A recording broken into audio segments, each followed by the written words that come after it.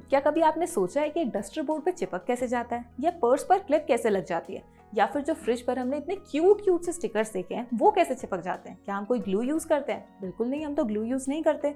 तो कैसे चिपक जाता है? क्या कोई मैजिक है, क्या कोई जादू है? बिल्कुल जादू है, पर यहाँ पर हमारे साइंस का जादू है। और साइंस के जादू में भी हम यहाँ पर मैग्नेट्स के जादू को समझने वाले हैं। तो आज हम एक ऐसा टॉपिक एक्सप्लोर करने वाले हैं जहाँ पर हम मैग्नेट्स को देखेंगे कि मैग्नेट्स दिखने में कितने छोटे होते हैं पर उसका इफेक्ट कितना बड़ा होता है। जैसे फॉर एग्जाम्पल आप सोचो कि आप एक शिप में हो और समुद्र के बीच में बिल्कुल फंस गए हो। आसपास तूफान जैसी हवाएं चल रही हैं, इतना तेज तूफान आ गया कि आसमान बिल्कुल ब्लैक हो चुका है, कोई भी स्टार नहीं दिख रहा, कोई तारा नहीं दिख रहा। तो आपको ये कैसे पता लगेगा कि हमें किस डायरेक्शन में जाना है? क्योंकि पहले लोग क्या बोलते थे कि स्टार्स की हेल्प से या तारों की हेल्प से हम डायरेक्शंस का पता करते थे कि हमें कहाँ पर जाना है। ना ही समुद्र के बीच में कोई ऐसे साइन बोर्ड होता है कि आप इधर जाओ या उधर जाओ तो आपको ये एरिया मिलेगा। तो हमें कैसे पता लगेगा कि हमें कहाँ जाना है? तो सेम क्वेश्चन रेशमा के दिमाग में आया। तो उसने क्या करा, उसने गूगल पर सर्च करा और उसे पता लगा कि सेलर्स मैग्नेटिक कंपास को यूज करते हैं अपनी डायरेक्शंस का पता करने में। मैग्नेटिक कंपास ये क्या होता है? क्या कंपास में भी मैग्नेट होता है? बिल्कुल करेक्ट, होता है कंपास में मैग्नेट, पर वो कंपास वो नहीं है जो आप मैथ्स में यूज करते हो। कुछ इस तरीके का कंपास होता है जो हम साइंस में यूज करते हैं, जिससे हम डायरेक्शंस की हेल्प लेते हैं, जिससे हम डायरेक्शंस के बारे में पता करते हैं। तो आओ बच्चों, चलो आज हम इस चैप्टर के अंदर समझेंगे कि कैसे हम मैग्नेट्स को यूज कर सकते हैं, मैग्नेट के मटेरियल्स कैसे चिपक जाते हैं उसके ऊपर, और सबसे इंटरेस्टिंग बात, क्या हम अपना नया कंपास, अपना खुद का कंपास बना सकते हैं? बिल्कुल बना सकते हैं। इन्हीं सब चीजों को हम आज के चैप्टर में समझेंगे। तो पहले हम हमारे चैप्टर के कॉन्सेप्ट्स को क्लियर करेंगे और उसके बाद वन बाय वन सारी बैक एक्सरसाइज को कवर करेंगे। यानी पहले हम हमारे कॉन्सेप्ट्स को क्लियर करेंगे, फिर सारे के सारे क्वेश्चंस कवर करेंगे। लेकिन अगर किसी को डायरेक्टली क्वेश्चंस पर देखना है तो उसके लिए आपको डिस्क्रिप्शन बॉक्स में टाइम स्टैम्प मिल जाएगा, आप वहां से डायरेक्टली उन क्वेश्चंस को डिस्कस या स्टडी कर सकते हो। लेकिन मैं आपको रिकमेंड करूंगी कि पहले अपने कॉन्सेप्ट्स को क्लियर करो, फिर क्वेश्चंस के ऊपर जाओ, ताकि आप और बेटर अंडरस्टैंडिंग के साथ उन क्वेश्चंस को अटेम्प्ट कर सको। So let's begin our chapter. जैसे कि हमारे पास चैप्टर की हेडिंग है एक्सप्लोरिंग मैग्नेट्स। तो यहाँ पर इस हेडिंग का क्या मतलब है कि हम मैग्नेट्स को एक्सप्लोर करने वाले। इसका क्या मतलब हुआ कि हम मैग्नेट्स के बारे में नई नई चीजें आइडेंटिफाई करने वाले, उनके बिहेवियर को समझने वाले कि वो किस तरीके से बिहेव करते हैं, क्या उनकी प्रॉपर्टीज है, क्या वो चेंज शो करते हैं। हमें यहाँ पर एक्चुअल में मैग्नेट्स को समझना है इस पूरे चैप्टर के अंदर। बट आप बोलोगे कि मैम ठीक है, ये तो समझ आ गया कि हमें मैग्नेट्स को एक्सप्लोर करना है, पर हमें अगर मैग्नेट्स ही नहीं पता होंगे तो हम एक्सप्लोर किसे करेंगे? तो हमें सबसे पहले तो मैग्नेट्स वर्ड के बारे में आइडेंटिफिकेशन होनी चाहिए कि हम मैग्नेट किसे बोल सकते हैं। तो अगर हम मैग्नेट की बिल्कुल सिंपल डेफिनेशन की बात करें, It is magnet is a substance that attracts certain materials towards itself like iron, nickel, cobalt, etc. अब यहाँ पर क्या बोला हुआ है स्टेटमेंट के अंदर? यहाँ पर ये बोला है कि जब भी आप किसी मैग्नेट की बात करते हो तो वो एक सब्सटेंस है जो कि आपके कुछ मटेरियल्स को अट्रैक्ट करता है, जैसे कि आयरन हो गया, निकल हो गया, कोबाल्ट हो गया। ये कुछ ऐसे मटेरियल्स हैं जो मैग्नेट की तरफ अट्रैक्ट होते हैं। तो जब हमें कुछ इस तरीके का मैग्नेटिक बिहेवियर शो होता है, वहां पर हम बोलते हैं कि ऐसी जो भी सब्सटेंस है जो इन चीजों को अट्रैक्ट कर रहे हैं उसे हम बोलते हैं मैग्नेट। अब चैप्टर को हमने स्टार्ट करा था एक स्टोरी के साथ, जहां पर हमने क्या देखा था कि रेशमा जो है वो अपनी स्टोरी के अंदर सेलर्स की जो प्रॉपर्टीज है, यानी सेलर्स का जो बिहेवियर है, वो किस तरीके से डायरेक्शंस को ढूंढते हैं, उसे एक्सप्लेन करने की कोशिश कर रही है। उसने वहां पर बोला था कि सेलर्स जो है वो मैग्नेटिक कंपास यूज करते हैं। That is travellers used a device called as magnetic compass for finding the directions. Directions find out करने के लिए वो मैग्नेटिक कंपास यूज करते हैं, क्योंकि उन्हें नहीं पता होता, सी में तो आसपास कोई भी इस तरीके का साइन, सिंबल, बोर्ड कुछ भी नहीं लगा होता कि हमें किस डायरेक्शन में जाना है। जैसे हम रोड पर ऑब्जर्व करते हैं कि अगर आप स्ट्रेट जाओगे तो आपको ये वाला एरिया दिखेगा, अगर आप राइट डायरेक्शन में जाओगे तो आप इस एरिया पे पहुंच जाओगे। तो वहां पर तो हमें ऐसे कुछ भी सिंबल्स नहीं देखने को मिलते, कुछ भी ऐसे साइन बोर्ड्स देखने को नहीं मिलते। तो वहां पर क्वेश्चन अराइज होता है कि हम यहाँ डायरेक्शंस कैसे आइडेंटिफाई करें। तो वहां पर वो मैग्नेटिक कंपास को यूज करके अपनी डायरेक्शंस आइडेंटिफाई करते हैं। पर जब हम पुराने टाइम के सेलर्स की बात करें तो वहां पर तो इतना टेक्नोलॉजिकली एडवांसमेंट नहीं थी चीजें कि हमें वहां पर मैग्नेटिक कंपास जैसी चीज मिल जाए। तो वो क्या करते थे, वो वहां पर थोड़ा सा नेचुरल मैग्नेट्स को यूज करते थे। वो यूजुअली जो मैग्नेटिक कंपास यूज करते थे वो एक्चुअल में एक जुगाड़ यूज करते थे, जो आपको आगे आने वाले चैप्टर के अंदर दिखेगा यहाँ पर। तो यहाँ पर हम क्या देखेंगे, सबसे पहले हमें ये समझ में आना चाहिए कि जो ट्रैवलर्स है वो मैग्नेटिक कंपास को यूज करते हैं अपनी डायरेक्शंस को आइडेंटिफाई करने के लिए, फाइंड करने के लिए। बट अगर हम पुराने सेलर्स की बात करें तो वहां पर वो नेचुरल मैग्नेट्स को यूज करते थे, जिसका एग्जांपल हमारे पास है लोडस्टोन। अब नेचुरल मैग्नेट्स ये क्या होते हैं? नेचुरल मैग्नेट्स आपके पास ऐसे मैग्नेट्स होते हैं जो नेचर में ऑलरेडी एग्जिस्ट करते हैं, यानी कि उनके पास ऑलरेडी नेचर के अंदर ही मैग्नेटिक प्रॉपर्टीज गिवन होती है। जिसका एक एग्जाम्पल है लोडस्टोन। लोडस्टोन आपका एक नेचुरली मैग्नेटाइज्ड पीस है मिनरल मैग्नेटाइट का। इसका क्या मतलब हुआ? इसका मतलब है कि आपके पास एक रॉक होती है जिसको हम बोलते हैं मैग्नेटाइट, तो वो एक मिनरल रॉक होती है, उसके अंदर आपको मिनरल्स मिलते हैं, यानी कि आयरन और दूसरे दूसरे मिनरल्स मिल सकते हैं, दूसरे दूसरे एलिमेंट्स मिल सकते हैं जिनके पास क्या होता है, मैग्नेटिक प्रॉपर्टीज होती है।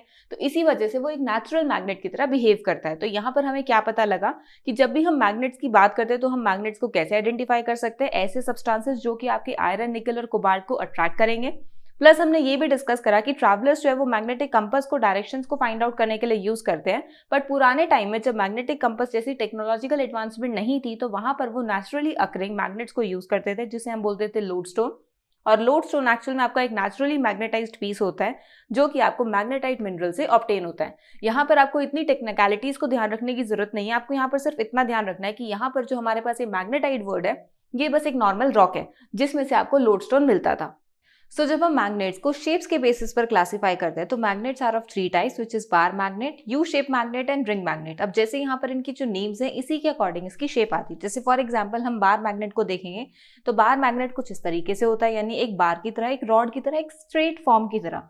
वहीं अगर हम यू शेप मैग्नेट की बात करते हैं तो यू शेप मैग्नेट आपका यू शेप में होगा, तो this is your you shape magnet जो आपका यू शेप में होगा। और वहीं अगर हम रिंग मैग्नेट की बात करेंगे तो रिंग मैग्नेट क्या है, रिंग यानी कि सर्कुलर शेप में, तो आपका जो रिंग मैग्नेट होगा ये सर्कुलर इस तरीके से गोल शेप में होगा। तो हम यहाँ पर जब मैग्नेट्स देख रहे हैं तो हमारे पास है बार मैग्नेट जो कि इस तरीके से एक बार एक रॉड की फॉर्म में है, एक यू शेप मैग्नेट जो यू की फॉर्म में है, और एक रिंग मैग्नेट जो कि रिंग की फॉर्म में है। तो इस तरीके से हम मैग्नेट्स को उनकी शेप के बेसिस पर डिवाइड कर सकते हैं। So this was about the classification of magnets on the basis of shapes. लेकिन अभी हमने चैप्टर के स्टार्टिंग में डिस्कस करा था कि मैग्नेट्स ऐसे सब्सटेंसेस होते हैं जो कुछ सर्टेन सब्सटेंसेस को अपनी तरफ अट्रैक्ट करते हैं। अब वो क्या सब्सटेंसेस जिन्हें अट्रैक्ट करते हैं उन्हें हम कैसे आइडेंटिफाई करेंगे? आप बोलोगे मैम ऑब्वियसली हम लगा लग सारे ऑब्जेक्ट्स को लगा लगा कर चेक करेंगे किस पर लग रहा है किस पे नहीं लग रहा, क्या चीज अट्रैक्ट हो रही है क्या चीज अट्रैक्ट नहीं हो रही। बिल्कुल करेक्ट, हम ऐसे ही चेक करते हैं। पर अगर हम ये बोले कि ठीक है ये अट्रैक्ट हो रही है ये नहीं हो रही, तो इनको हम नाम कैसे दोगे कि ये नहीं हो रही ये हो रही है? ऐसे ही बोलते रहोगे हमेशा? नहीं, हम जब भी मैग्नेट्स के बेसिस पर चीजों को क्लासिफाई करते हैं तो हम बोलते हैं magnetic materials, non magnetic materials. जिसमें हम बोलते हैं मैग्नेटिक मटेरियल्स वो मटेरियल्स होते हैं जो मैग्नेट के साथ अट्रैक्ट होते हैं, यानी उसके ऊपर आके चिपक जाते हैं। और जो मैग्नेट के साथ चिपकते ही नहीं है तो वो हमारे नॉन मैग्नेटिक मटेरियल्स हो जाते हैं। तो अब हम देखेंगे किस तरीके से मैग्नेट और नॉन मैग्नेटिक मटेरियल्स के बीच में क्लासिफाई कर पाते हैं। तो उसके लिए हम एक एक्टिविटी परफॉर्म करेंगे जिसके लिए हम हमारे घर में जो भी हमें चीजें मिलती हैं उनको कलेक्ट करते हैं। तो सबसे पहले हम यहाँ पर इसकी डेफिनेशन को डिस्कस कर लेते हैं, फिर हम हमारी एक्टिविटी को परफॉर्म करेंगे। तो यहाँ पर क्या बोला हुआ है, how to differentiate between magnetic and non magnetic materials, कि हम कैसे मैग्नेटिक और नॉन मैग्नेटिक मटेरियल्स के बीच में डिफरेंशिएट कर सकते हैं।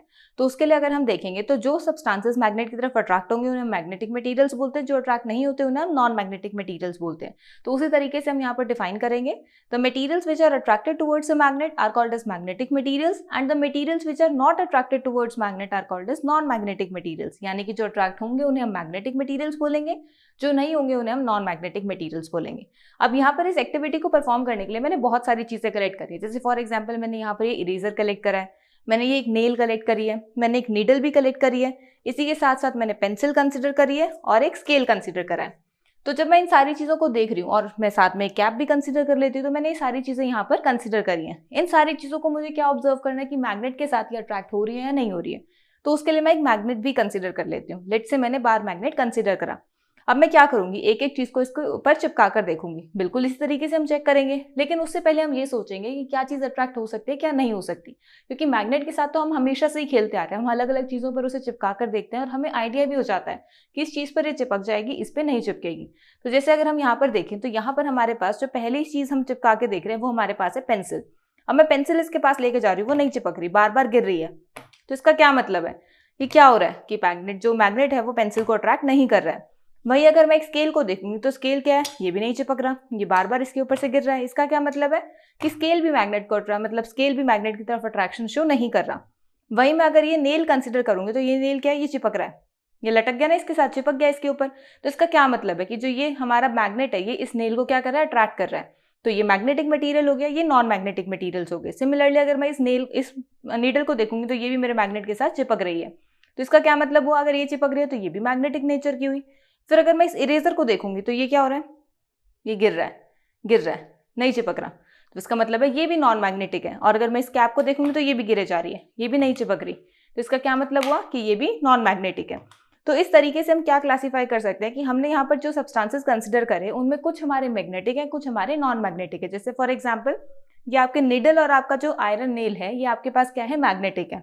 वहीं आपके पास जो दूसरे सब्सटेंसेस हैं ये सारे आपके पास क्या है, नॉन मैग्नेटिक। यानी अगर हम यहाँ देखेंगे तो अगर हम इसके मटेरियल को ऑब्जर्व करें तो जो आयरन नेल यानी आयरन से बना हुआ, निडल यानी स्टील से बनी हुई, तो जो आयरन, स्टील ऐसे मेटल से बनी हुई चीजें होती हैं उनके तरफ मैग्नेट अट्रैक्शन शो करता है, तो वो मैग्नेटिक मटेरियल्स हो जाते हैं।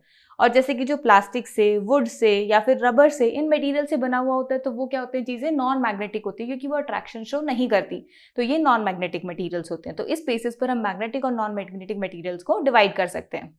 सो अब अगर हम यहाँ पर उसके एग्जांपल्स डिस्कस करेंगे तो मैग्नेटिक मटेरियल्स के एग्जांपल हमारे पास है आयरन, निकल, कोबाल्ट एक्सेट्रा।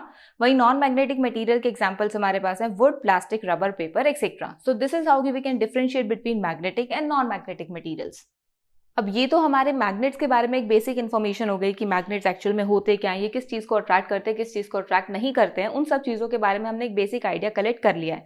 अब हम धीरे धीरे मैग्नेट की प्रॉपर्टीज़ के बारे में स्टडी करेंगे। सबसे पहले जिसमें हम देखेंगे कि जब भी हम मैग्नेट की बात करते हैं तो मैग्नेट के अंदर ना हमें हमेशा कुछ पोल्स दिखते हैं। अब ये पोल्स, इसका क्या मतलब होता है, इसको हम एक एक्टिविटी से देखते हैं। जैसे मैंने यहाँ पर कुछ मैग्नेटिक मटीरियल्स को प्लेस करा है। अब इस मैग्नेटिक मटीरियल्स के ऊपर मैं अगर मैग्नेट को प्लेस करती हूँ तो मेरा मैग्नेट, मैंने यहाँ पर अगर देखूंगी तो देखो मैंने मैग्नेटिक मटीरियल्स को यहाँ पेपर पर प्लेस करा था रैंडमली, लेकिन जैसे ही मैं इसको मैग्नेट के ऊपर देख रही हूँ तो ये क्या कर रहे हैं, ये दोनों जो है ना इन तरफ पोल्स की तरफ जाके स्टिक, एंड्स की तरफ जाके स्टिक हो गए। यानी बीच में आपको ऑब्जर्व करोगे बीच में भी चिपकेंगे। अगर मैंने बीच में चिपकाने की कोशिश करूंगी ये बीच में भी चिपक रहे हैं, लेकिन जैसे जैसे मैंने बीच में चिपकाने की कोशिश करूंगी ये पोल्स की तरफ यानी एंड्स की तरफ मूव कर रहे हैं। तो जो ये एंड्स की तरफ मूवमेंट हो रही है ये क्यों हो रही है, बीच में क्यों नहीं इतने स्टिक हो रहे हैं जितने ये एंड्स पर जाके स्टिक हो रहे हैं। तो इसी चीज को हमें यहाँ पर समझना, और ये एंड्स एक्चुअल में क्या है ये हमें यहाँ पर देखना है। तो जो ये एंड्स है ये और कुछ नहीं आपके पोल्स हैं, और ये बीच में क्यों नहीं स्टिक हो रहा उसे हम यहाँ पर समझेंगे। सो जब भी हम पोल्स ऑफ मैग्नेट की बात करते हैं तो यहाँ पर उसके लिए हम एक एक्सपेरिमेंट भी परफॉर्म करके देखते हैं। मैंने आपको एक सिंपल एक्सपेरिमेंट परफॉर्म करके दिखाया था जो हम घर पे यूज कर सकते हैं, घर पर परफॉर्म कर सकते हैं। हम घर के अंदर दूसरे दूसरे मटेरियल्स को यूज करके परफॉर्म कर सकते हैं। उसमें आयरन नेल्स भी ले सकते हैं, हम छोटी छोटी जो नीडल्स होती है उन्हें भी ले सकते हैं, और मैंने जैसे यहाँ पर मैग्नेटिक मटेरियल्स कंसीडर कर रहे थे उन्हें भी आप ले सकते हो। अब यहाँ पर आपके पास एक लैब का भी एक्सपेरिमेंट होता है जिसमें हम आयरन फिलिंग्स को कंसीडर करते हैं। आपको यहाँ पर इमेज दिख रही होगी, हमारे पास एक बार मैग्नेट है जिसके चारों तरफ कुछ आयरन फिलिंग्स हैं। आयरन फिलिंग्स होती क्या है, आयरन फिलिंग्स एक्चुअली आपके आयरन का पाउडर होता है। उसमें जब आप ऑब्जर्व करते हो तो उनका बहुत ही कम एरिया होता है, तो वो ज्यादा इजीली आपको और अच्छी ऑब्जर्वेशन शो करती हैं। वो क्या दिखाती हैं कि आप यहाँ पर क्या देख पा रहे हो कि मैग्नेट के चारों तरफ आयरन फिलिंग्स चिपकी हुई है, पर जब हम देखेंगे मैग्नेट के जो दोनों एंड्स हैं उन पर जो आयरन फिलिंग चिपकी है वो बहुत ज्यादा अमाउंट में चिपकी हुई है, और बीच में आपके पास जो मैग्नेट के आयरन फिलिंग्स चिपकी है वो थोड़ी सी कम चिपकी हुई है। इसका क्या मतलब है कि एक नॉन यूनिफॉर्म मैनर के अंदर हमारी आयरन फिलिंग्स चिपकी हुई है। अब ये एक्सपेरिमेंट हम परफॉर्म कैसे करते हैं, सबसे पहले हम क्या करेंगे, spread some iron filings on a piece of paper and place a bar magnet over them. हम पहले आयरन फिलिंग्स को स्प्रेड करेंगे और उसके ऊपर बार मैग्नेट को प्लेस करेंगे। फिर जैसे ही हम पेपर के ऊपर टैप करेंगे तो हमें डिफरेंट डिफरेंट ऑब्जर्वेशन मिलेगी, जिसमें हमारी ऑब्जर्वेशन कुछ इस तरीके की आती है। यानी हमारे जो आयरन फिलिंग्स हैं वो एंड्स पर जाके ज्यादा स्टिक हो जाते हैं।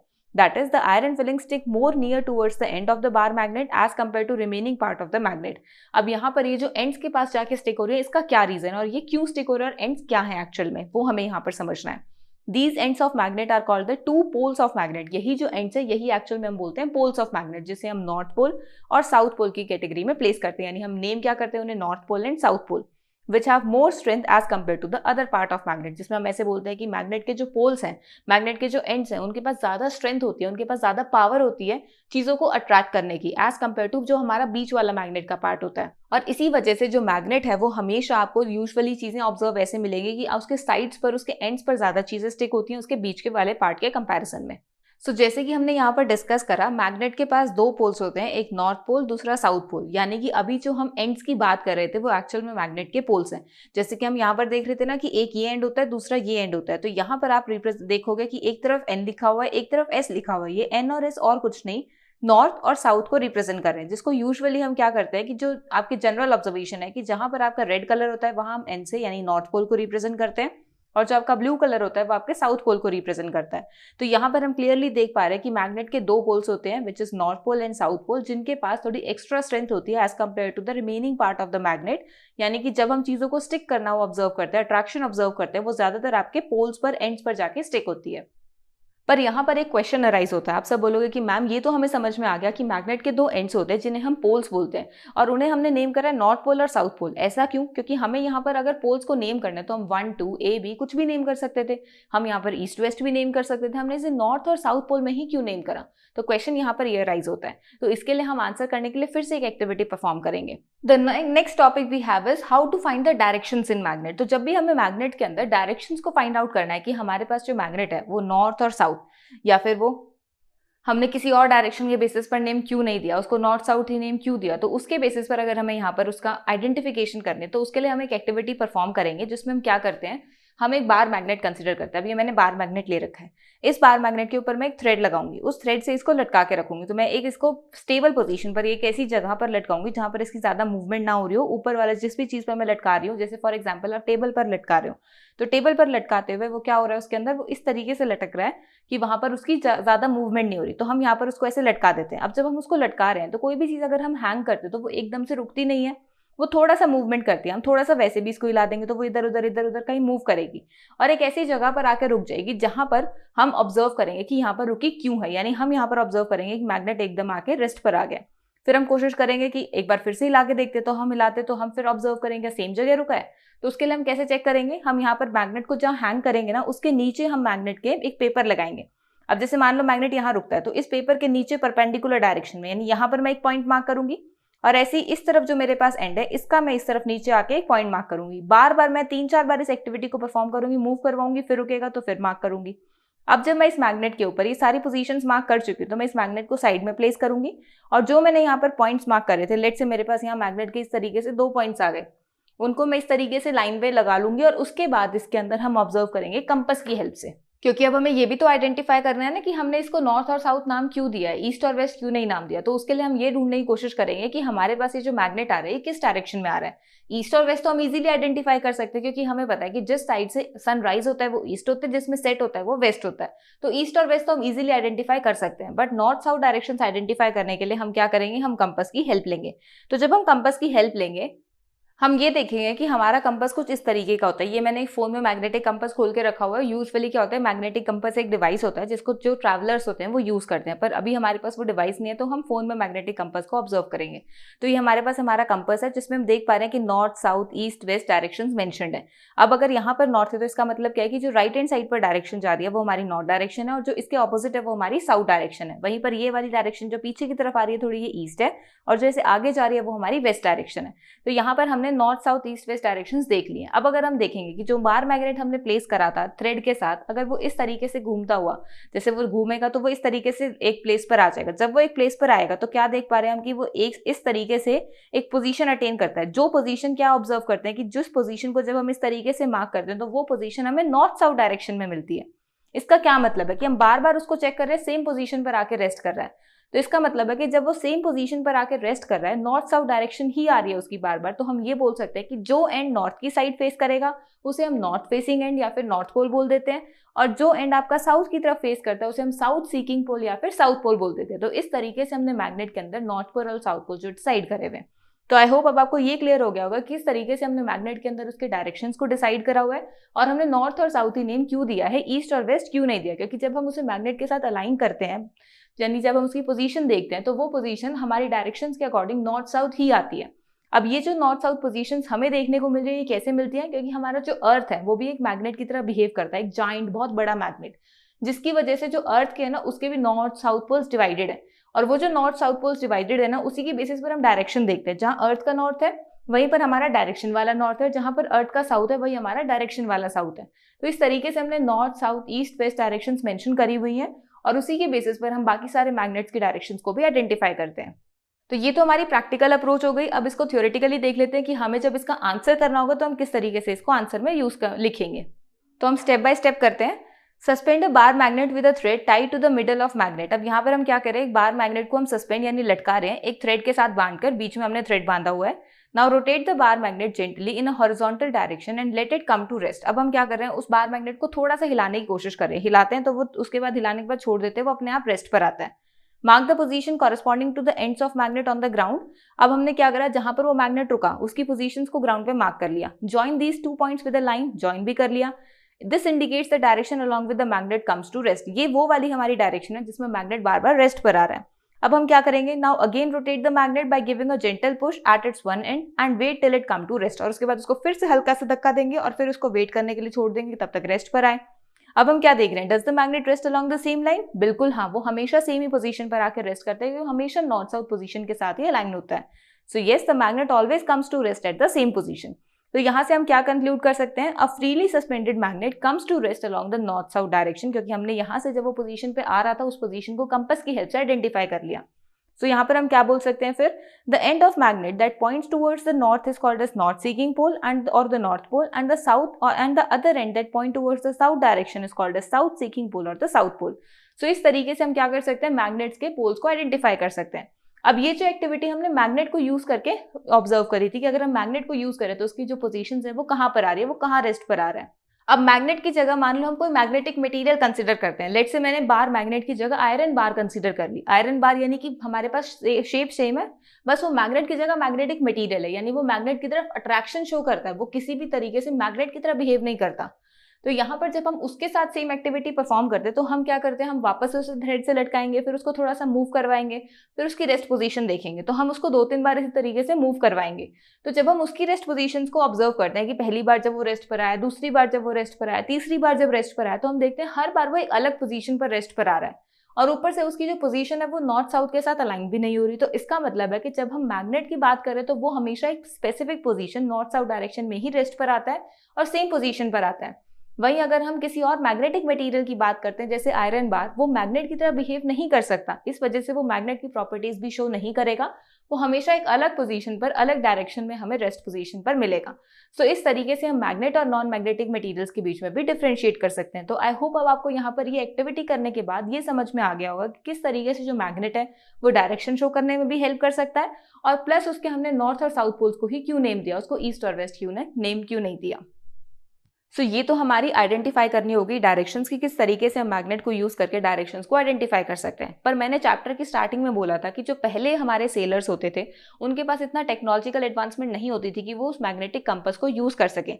तो वो क्या यूज करते थे, हम देख सकते हैं कि हमारा मैग्नेटिक कंपास कुछ इस तरीके का होता है। तो ये तो काफी एडवांस टेक्नोलॉजी हो गई है, पहले तो ये हमें अवेलेबल ही नहीं होता था। तो हमें कैसे पता लगेगा कि जो सेलर्स थे वो सही डायरेक्शन में जा रहे थे या नहीं जा रहे थे। तो उसके लिए मैंने आपको बताया था कि वो कुछ जुगाड़ करते थे। तो वो क्या जुगाड़ करते थे, क्या वो जुगाड़ हम घर पे भी कर सकते हैं? बिल्कुल कर सकते हैं। तो पहले हम हमारे घर वाले मैग्नेट के कंपास को बनाने की कोशिश करते हैं, उसके बाद हमारे सेलर्स के जुगाड़ को समझेंगे।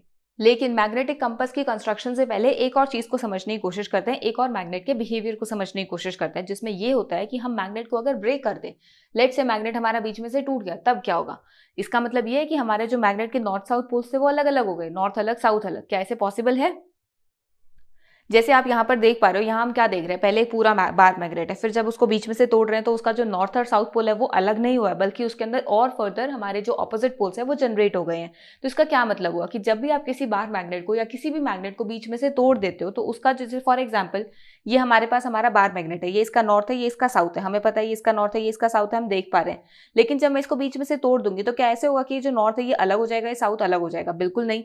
जो इसका नॉर्थ है इसके ऑपोजिट आपका एक साउथ पोल जनरेट हो जाएगा और इसका जो साउथ है इसके ऑपोजिट आपका एक नॉर्थ पोल जनरेट हो जाएगा। तो ये आपको ध्यान रखना है कि जब भी हम मैग्नेट्स की बात करते हैं, उन मैग्नेट्स को अगर हम ब्रेक करेंगे तो ब्रेक करने पर इसका मतलब ये नहीं है कि आपके मैग्नेट के अंदर एक सिंगल पोल आ जाएगा, उसके ऑपोजिट आपका एक दूसरा पोल जनरेट हो जाएगा। That is, if a magnet is broken into smaller pieces, north and south pole always exist in pairs, हमेशा पेयर्स में ही एग्जिस्ट करेंगे, कभी भी अकेले एग्जिस्ट नहीं करेंगे। Even in the smallest piece of magnet, एक छोटा सा छोटा पीस भी होगा ना, जैसे फॉर एग्जाम्पल आपके पास यहाँ पर एक छोटा सा मैग्नेट है। अब ये जो छोटा सा मैग्नेट है इसके अंदर भी आपके पास नॉर्थ और साउथ पोल्स हैं, ये आपके पास नॉर्थ पोल है, ये आपके पास साउथ पोल है। तो इस तरीके से हम ये बोल सकते हैं कि यहाँ पर हमारे पास जो मैग्नेट है वो अगर छोटा सा छोटा मैग्नेट भी होगा उसके अंदर भी नॉर्थ साउथ पोल्स होंगे। That is a single north pole और a south pole cannot exist, हमेशा एक ही पोल एग्जिस्ट नहीं कर सकता है। तो ये एक छोटा सा और बिहेवियर था मैग्नेट का कि जब भी हम मैग्नेट को ब्रेक करेंगे तो उसके नॉर्थ और साउथ पोल्स जब भी ब्रेक हो रहे हैं तो वो सिंगल सिंगल पोल्स में एग्जिस्टेंस शो नहीं करते हैं, उनके ऑपोजिट में दूसरे पोल्स जो है वो जनरेट हो जाते हैं। तो ये हमारे पास एक और प्रॉपर्टी आ गई मैग्नेट्स की। Now let's move on towards construction of compass. So making our own magnetic compass, अब हम देखेंगे कि हम किस तरीके से अपना खुद का मैग्नेटिक कंपास प्रिपेयर कर सकते हैं। तो उसके लिए हमें पहले कुछ चीज़ें कलेक्ट करनी पड़ेंगी ताकि हम उसको प्रिपेयर कर सके अच्छे से। तो हम क्या करेंगे, collect a few materials like cork piece, iron sewing needle, a permanent bar magnet, glass bowl and water. अब यहाँ पर हमारे पास क्या क्या चीज़ें हमें कलेक्ट करनी है, एक कॉर्क पीस यानी कि एक ऐसा लकड़ी का टुकड़ा कंसिडर करना है, एक वो इकट्ठा करना है जिसमें हम अलग से अपनी सुई को घुसा सके, क्योंकि हम नीडल भी यहाँ पर कंसिडर कर रहे हैं। साथ में हम एक बार मैग्नेट कंसिडर करेंगे, एक ग्लास बाउल यानी एक कांच का बाउल कंसिडर करेंगे और साथ में पानी कंसिडर करेंगे। अब हम इन चीजों को यूज करके कैसे मैग्नेटिक कंपास बनाएंगे उसे हम देखते हैं। तो सबसे पहले हमें क्या करना है, place the iron swing needle on the wooden table. हम एक लकड़ी के टेबल के ऊपर अपनी नीडल को प्लेस करेंगे। Then keep any one pole of magnet at one end of the needle and move the magnet over the needle along its length. अब हम क्या करेंगे, हम मैग्नेट लेंगे और मैग्नेट का एक पोल यानी कि जैसे फॉर एग्जाम्पल मेरे पास यहाँ पर ये मैग्नेट है। अब इस मैग्नेट का एक पोल, लेट से मैंने ये साउथ पोल कंसिडर कर लिया, तो मैं यहाँ पर उस निडल के ऊपर इस पोल को रखूंगी इस तरीके से और उसको एक ही साइड से ऐसे रोटेट ऐसे मूव करती रहूंगी। यानी मैं यहाँ पर क्या कर रही हूँ, keep any one pole of magnet at one end of the needle, एक एंड पर रखूंगी and move the magnet over the needle along its length. लेट से मेरे पास यहाँ पर ये निडल है। अब इस नीडल के ऊपर मैं मैग्नेट को रोटेट कर रही हूँ, मैग्नेट को घुमा रही हूँ। मैंने एक एंड रखा यहाँ पर, इस एंड को रख के मैं इस तरीके से इसके ऊपर घुमा रही हूँ मैग्नेट के ऊपर। तो ये मेरे पास क्या हो रहा है, मैं सेकंड स्टेप फॉलो कर रही हूँ हमारा यहाँ पे। इसके अंदर फर्दर क्या बोला हुआ है, when it reaches the other and of the needle lift it up. यहाँ से मैं यहाँ लेकर गई और जैसे ही वो एंड पर आया मैं इसको यहाँ से उठाऊंगी। उठाने के बाद मैं वापस से फर्स्ट एंड पर इसी तरीके से घुमाती हुई लेकर आऊंगी। यहाँ पर क्या बोला हुआ है, bring the same pole of magnet you started with to the same end of the needle from which you began and repeat the previous step. Repeat this process 30 to 40 times. अब यहाँ पर ये क्या बोला हुआ है कि हमारे पास जैसे ही नीडल है, इस नीडल के ऊपर मैं एक साइड से, मैं आपको साइड से दिखा रही हूँ ताकि आपको और अच्छे से दिखे। मैंने एक एंड, एक पोल यहाँ पर यूज करा। मैं अगर साउथ यूज कर रही हूँ तो आप हमेशा ही इसके ऊपर जितने टाइम तक आप 30-40 टाइम्स जो इसको रब करोगे वो साउथ पोल से ही रब करोगे, नॉर्थ साइड से नहीं लेकर आओगे। यानी हम सिर्फ एक ही पोल को यूज करेंगे। तो मैंने यहाँ पर एक एंड पर रखा, इसको इस तरीके से घुमाती लेके आ रही हूँ। ये मैंने अभी हाथ में पकड़ रखे, इसी वजह से प्रॉपर मेरे को अपने हाथ की मूवमेंट करनी पड़ रही है जैसे जैसे मैं इसको लेकर आ रही हूँ आगे, ताकि ये बीच में जहाँ मेरी फिंगर्स ने इसको पकड़ रखा है वहां पर भी ये जो मैग्नेट है इसके ऊपर आ सके। लेकिन अगर हम इसे टेबल पर प्लेस करके रखेंगे तो टेबल के ऊपर प्लेस करने से ये प्रॉपरली मूव करेगा। तो यहाँ पर मैंने इस तरीके से रखा, ये ऐसे मूव कर रहा है। जैसे ही एंड पर आऊंगी यहाँ से लिफ्ट कर देना है, फिर उसके बाद वापस से स्टार्टिंग पे जाना है, फिर इस तरीके से करना है, मूव करते हुए आना है, मूव करते हुए आना है, फिर जैसे ही एंड पर आएंगे लिफ्ट करना है, फिर इस तरीके से स्टार्ट से आके इसी तरीके से करना है, फिर एंड पर आना है, लिफ्ट करना है। यानी हम इसको इस प्रोसेस को, सेम प्रोसेस को रिपीट करेंगे 30 to 40 टाइम्स, 50 टाइम्स भी रिपीट कर सकते हैं। अब हम यहाँ पर इस प्रोसेस को कर क्यों रहे हैं, हमारे पास मैग्नेट में क्या है, मैग्नेटिक प्रॉपर्टीज है, बिल्कुल करेक्ट। लेकिन नीडल में क्या है, नीडल तो एक मैग्नेटिक मटीरियल है, उसके अंदर कोई मैग्नेटिक प्रॉपर्टीज नहीं है। तो हम कोशिश कर रहे हैं कि हमारे उस मैग्नेट की प्रॉपर्टीज को हम नीडल के अंदर ट्रांसफर कर सके, ताकि आपका जो नीडल है ना वो मैग्नेट की तरह बिहेव करने लगे। उसके बाद हम क्या करेंगे, bring some iron nail near the needle and check it if it get attracted towards the needle और नॉट। अब यहाँ पर ये बोला हुआ है कि जब आप इसको 30 to 40 टाइम्स कर लोगे ना, फिर उस नीडल के पास एक मैग्नेटिक कोई सब्सटेंस लेके आओ। लेट से आपने आयरन नेल कंसिडर कर लिया, हमें पता है कि आयरन नेल मैग्नेट की तरफ अट्रैक्ट होता है। अगर मैग्नेट ने अपनी प्रॉपर्टीज नीडल के अंदर डाल दी होंगी, नीडल के अंदर मैग्नेटिक प्रॉपर्टीज आ गई होंगी, तो वो नीडल भी अब क्या करेगा, आयरन नेल को अट्रैक्ट करेगा। तो यहाँ पर हम क्या ऑब्जर्व कर पा रहे हैं कि हमें एक्चुअल में क्या करना है, अपनी मैग्नेट की प्रॉपर्टीज को नीडल के अंदर ट्रांसफर करना है। और ये अगर आपके पास यहाँ पर अट्रैक्शन हो जाती है तो आप बोलोगे कि हाँ नीडल के अंदर मैग्नेटिक प्रॉपर्टीज आ गई हैं। अगर नहीं होती है तो आप फिर से मैग्नेटिक प्रॉपर्टीज उसके अंदर लाने के लिए उसको फिर से रब करना स्टार्ट करोगे मैग्नेट के साथ। अब मैं किस तरीके की मैग्नेटिक प्रॉपर्टीज की बात करूं, जैसे फॉर एग्जांपल मैंने ये मैग्नेट कंसिडर करा है, इसके ऊपर मैंने कुछ मैग्नेटिक मटेरियल्स अटैच करे हैं। अब ये जब मैं मैग्नेटिक मटेरियल्स अटैच करूँ तो आप इसमें क्या देख पा रहे हो कि यहाँ पर ये और ये जो मटेरियल्स हैं ये तो मैग्नेट के साथ डायरेक्टली अटैच्ड है, पर जो नीचे वाले मटेरियल्स हैं ये मैग्नेट के साथ नहीं बल्कि नेल्स के साथ ही अटैच हो रखे हैं। और फिर भी क्या हो रहा है, ये देखो इस तरीके से क्या हो रहा है, आपको क्या दिख रहा है कि ये मैग्नेट के साथ अटके हुए हैं, मतलब ये इस तरीके से इसके ऊपर एक नेकलेस सा फॉर्म कर रहे हैं। इसका क्या मतलब है कि ये जो नेल है ये मैग्नेट के साथ अटैच होने की वजह से इसके अंदर इसकी मैग्नेटिक प्रॉपर्टी आ जाती है, जिस वजह से ये नेक्स्ट जो मैग्नेटिक सब्सटेंस है उसे अपने ऊपर चिपका लेता है। तो यहाँ पर हमें सेम तरीके से हमारे नीडल के अंदर मैग्नेटिक प्रॉपर्टीज को ट्रांसफर करना है। बट ये ध्यान रखना है यहाँ पर ये मैग्नेट के साथ स्टिक है, इसी वजह से इसके अंदर इसकी मैग्नेटिक प्रॉपर्टीज आ रही हैं। अगर मुझे इसके अंदर इंडिविजुअली मैग्नेटिक प्रॉपर्टीज डालने तो मुझे इसके ऊपर कॉन्टिन्यूसली रब करना पड़ेगा अपने मैग्नेट को, जिसकी वजह से हमारी जो मैग्नेट की प्रॉपर्टीज है वो उस मैग्नेटिक मटेरियल के अंदर ट्रांसफर हो जाए। यानी आपको बस इतना ध्यान रखना है कि हम इस तरीके से हमारे मैग्नेट की प्रॉपर्टीज को मैग्नेटिक मटेरियल में ट्रांसफर कर सकते हैं। अब हमने क्या करा, हमारे नीडल को मैग्नेटिक मटेरियल्स के अंदर, हमारे नीडल को मैग्नेट में कन्वर्ट कर दिया। अब हमें नेक्स्ट स्टेप क्या करना है, pass the needle through cork horizontally. अब हमने जो कॉर्क पीस कंसीडर करा था उस कॉर्क पीस के अंदर से हम हमारी नीडल को डालेंगे, जिसकी वजह से हमारा जो कॉर्क है ना उसके अंदर नीडल आ जाएगी, यानी एक तरीके से हमारे कॉर्क के अंदर मैग्नेट आ जाएगा। And place it in a glass bowl filled with the water and leave it undisturb. और उसके बाद जो हमने ग्लास बाउल कंसिडर करा था उसमें पानी डालेंगे और उसके अंदर हमारे मैग्नेटिक नीडल वाले जो कॉर्क के साथ पीस है उसको डाल देंगे। अब हमें पता है जो कॉर्क है वो लकड़ी का बना हुआ है, तो वो क्या होता है, वुड जो होती है ना वो पानी के ऊपर फ्लोट करती है, तो हमारा वो जो पूरा सेटअप है वो हमारे पानी के बाउल में पानी पे फ्लोट करेगा। यानी कि आपको कुछ इस तरीके का सेटअप दिखेगा। अब यहाँ पर इस सेटअप में आप देख पा रहे हो कि हमारे पास एक बाउल है जिसमें पानी भरा हुआ है, फिर हमने यहाँ पर ये जो निडल इसको कॉर्क के पीस में इंसर्ट करा हुआ है, पास करा हुआ है हॉरिजॉन्टली, जिसमें हमने क्या करा है इसको फिर फर्दर हमारे पानी के बाउल के ऊपर प्लेस कर दिया। अब इसको आप अनडिस्टर्ब छोड़ दोगे, मतलब ऐसे ही छोड़ दोगे, इसको छेड़ोगे नहीं 2-3 मिनट के लिए। जब आप इसको नहीं छेड़ोगे तो यहाँ पहले तो ये मूव करेगा, पर फिर थोड़ी देर के बाद ये अपनी पोजीशन को अटेन कर लेगा, एक रेस्ट पोजीशन पर आ जाएगा, हल्की हल्की मूवमेंट दिखाता रहेगा अकॉर्डिंग टू द डिफ्लेक्शन। अब जब ये अपनी पोजीशन पर आ गया, अपनी रेस्ट पोजीशन पर आ गया, हमने क्या बोला था कि हमारा जो निडल है वो मैग्नेट की तरह बिहेव करने लग गया। अब अगर ये अपनी रेस्ट पोजीशन पर है तो इसका मतलब है कि जो हमने ऑब्जर्व करा था मैग्नेट की प्रॉपर्टी के बारे में कि मैग्नेट हमेशा नॉर्थ साउथ डायरेक्शन में रेस्ट करता है, अब हमें उसको यहाँ पर स्टडी करना है। अब ये हमने रेस्ट तो स्टडी कर लिया कि ये रेस्ट कर रहा है, पर ये नॉर्थ साउथ में रेस्ट कर रहा है, ये हम कैसे स्टडी करेंगे?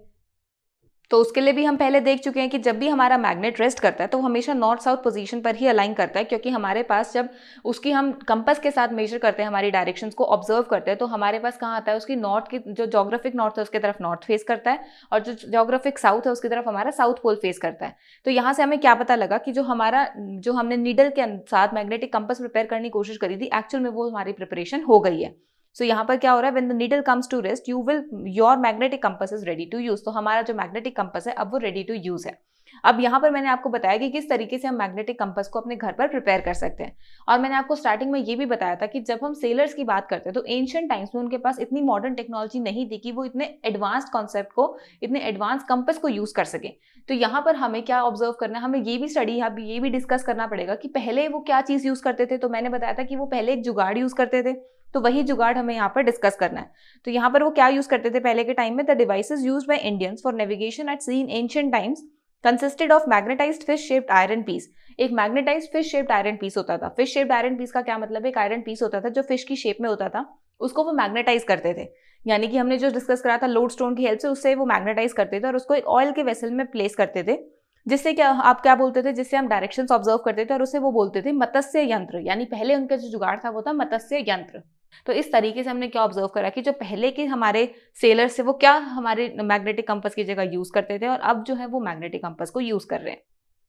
तो ये तो हमारा कंस्ट्रक्शन हो गया मैग्नेटिक कंपास का। लेकिन अगर आप समझो, आप अगर सोचोगे थोड़ा और, तो आप बोलोगे कि मैम जब हम मैग्नेट्स के साथ खेलते थे तो हम क्या देखते थे कि मैग्नेट जो वो मैग्नेटिक मटेरियल्स के साथ तो अट्रैक्शन शो करता है, लेकिन जब मैं दो मैग्नेट्स को यूज करते थे तो वो क्या करते थे, कभी तो वो एक दूसरे की तरफ आ जाते थे, अट्रैक्ट करते थे एक दूसरे को, कभी एक दूसरे से दूर जाते थे, जिसे हम बोलते हैं वो एक दूसरे को रिपेल करते थे।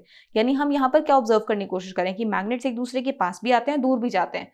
ये कैसे पॉसिबल है, वो या तो सिर्फ पास ही आए या सिर्फ दूर ही जाएं, अलग अलग बिहेवियर कैसे शो कर सकते हैं। तो उसे हम बोलते हैं attraction and repulsion of magnet. तो ये कैसे हो सकता है वो हम समझेंगे। So attraction and repulsion between the magnets. इसके लिए फिर से हम एक एक्टिविटी परफॉर्म करेंगे जिसमें हम क्या करेंगे, take a pair of bar magnets on which the north and south poles have been marked. हम बार मैग्नेट्स कंसिडर करेंगे जिसमें नॉर्थ और साउथ पोल ऑलरेडी मार्क्ड होगा। उसके बाद क्या करेंगे, place a magnet on 5-6 pencils and bring the other magnet towards it. हम क्या करेंगे, 5-6 पेंसिल्स को इस तरीके से प्लेस करेंगे, क्योंकि पेंसिल्स जो है वो इस तरीके से मूव कर सकते हैं। मैंने पेंसिल प्लेस करी तो वो यहाँ पर ऐसे मूवमेंट कर सकती है, तो हम यहाँ पर इजिली अट्रैक्शन रिपल्शन शो कर सकते हैं। कैसे शो कर सकते हैं वो अभी मैं आपको करके दिखाऊंगी।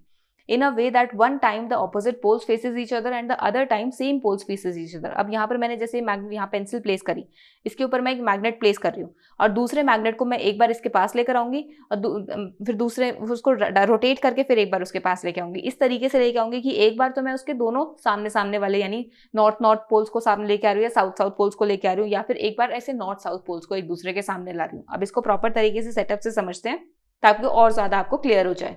देखो यहाँ मैंने एक सेटअप सेट करा है जिसके अंदर मैंने कुछ यहाँ पर पेंसिल्स को प्लेस कर दिया, पेन को प्लेस कर दिया और उसके ऊपर मैंने अपना बार मैग्नेट प्लेस करा है।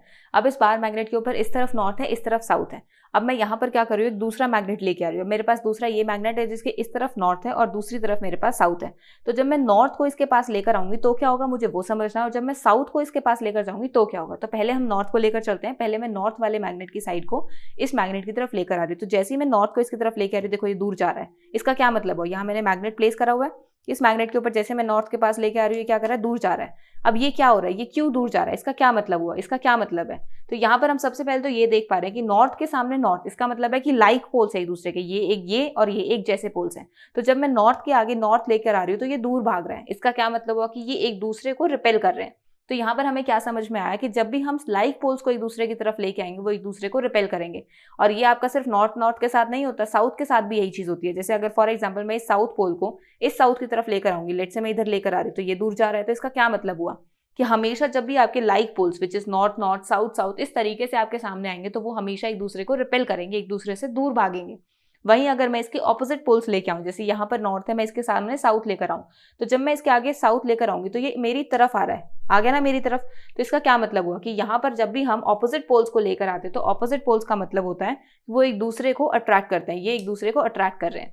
और सिर्फ नॉर्थ के साथ ही नहीं, साउथ के साथ भी यही होता है। जैसे फॉर एग्जाम्पल मैं साउथ की साइड पर नॉर्थ साइड का पोल लेकर आ रही हूँ, ये नॉर्थ है, इसको मैं साउथ की तरफ लेकर आ रही हूँ, तो जैसे ही हम इसके पास लेकर इसकी तरफ भाग रहा है। तो इसका क्या मतलब हुआ कि जब भी हम ऑपोजिट पोल्स को एक दूसरे की तरफ लेकर आते हैं वो एक दूसरे को हमेशा अट्रैक्ट करेंगे, that is unlike poles attract each other.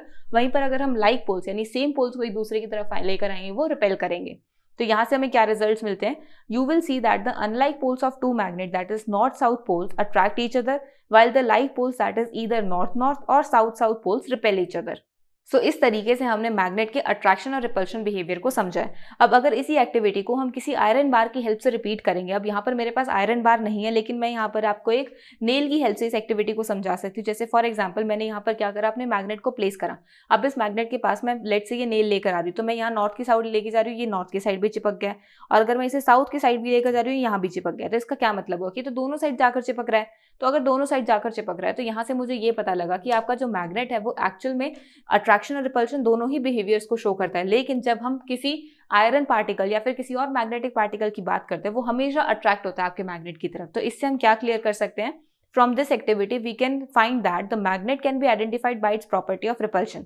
हम मैग्नेट को रिपल्शन की प्रॉपर्टी से आइडेंटिफाई कर सकते हैं, क्योंकि आपका जो आयरन बार होगा या कोई भी मैग्नेटिक मटेरियल होगा they always get attracted towards the magnet. तो यहाँ पर हम क्या ऑब्जर्व करेंगे कि आपके अगर मैग्नेट है तो मैग्नेट आपके रिपल्शन भी शो करेंगे और अट्रैक्शन भी शो करेंगे। अगर ऐसा हमारे पास कोई बिहेवियर आ रहा है जिसके अंदर रिपल्शन और अट्रैक्शन दोनों हो रहे हैं तो वो आपका मैग्नेट है। लेकिन अगर आप सिर्फ अट्रैक्शन ऑब्जर्व कर पा रहे हो तो वो आपके मैग्नेटिक मटेरियल्स हैं, वो आपके रिपल्शन या अट्रैक्शन शो नहीं करे तो वो आपके मैग्नेट्स नहीं है। तो इस तरीके से हम यहाँ पर मैग्नेट और मैग्नेटिक मटेरियल्स के बीच में डिफरेंस ऑब्जर्व कर सकते हैं। तो इसका मतलब है कि जब हम दो मैग्नेट्स को एक दूसरे के सामने लेकर आएंगे तो वो हमेशा अट्रैक्शन या रिपल्शन शो करेंगे, बिल्कुल करेक्ट। अब हमें पता है कि जो आपका कंपास है वो भी एक्चुअल में एक मैग्नेट है और आपके पास ये जो बार मैग्नेट्स हैं ये भी एक्चुअल में मैग्नेट है। तो इसका मतलब है कि ये दोनों भी जब एक दूसरे के सामने आएंगे तो उनमें भी हमें अट्रैक्शन और रिपल्शन देखने को मिलेगा, बिल्कुल करेक्ट। उनके आगे भी आपको अट्रैक्शन और रिपल्शन देखने को मिलेगा, पर वो कैसे शो करेंगे अब उसको समझने की कोशिश करते हैं।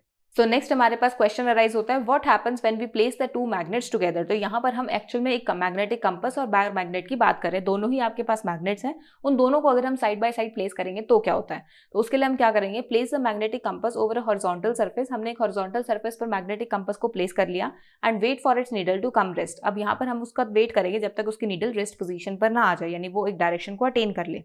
Now slowly bring the north of magnet close to the north pole of compass. अब हम क्या करेंगे, हमारे पास जो मैग्नेटिक नीडल, लेट्स से हमारे पास ये जो मैग्नेटिक कंपास है, इस मैग्नेटिक कंपास में ये नीडल है जिसने एक तरफ नॉर्थ एक तरफ साउथ को यहाँ पर पॉइंट करा है। अब यहाँ से मैं क्या कर रही हूँ, एक बार मैग्नेट को लेकर आ रही हूँ जिसका नॉर्थ पोल है यहाँ पर।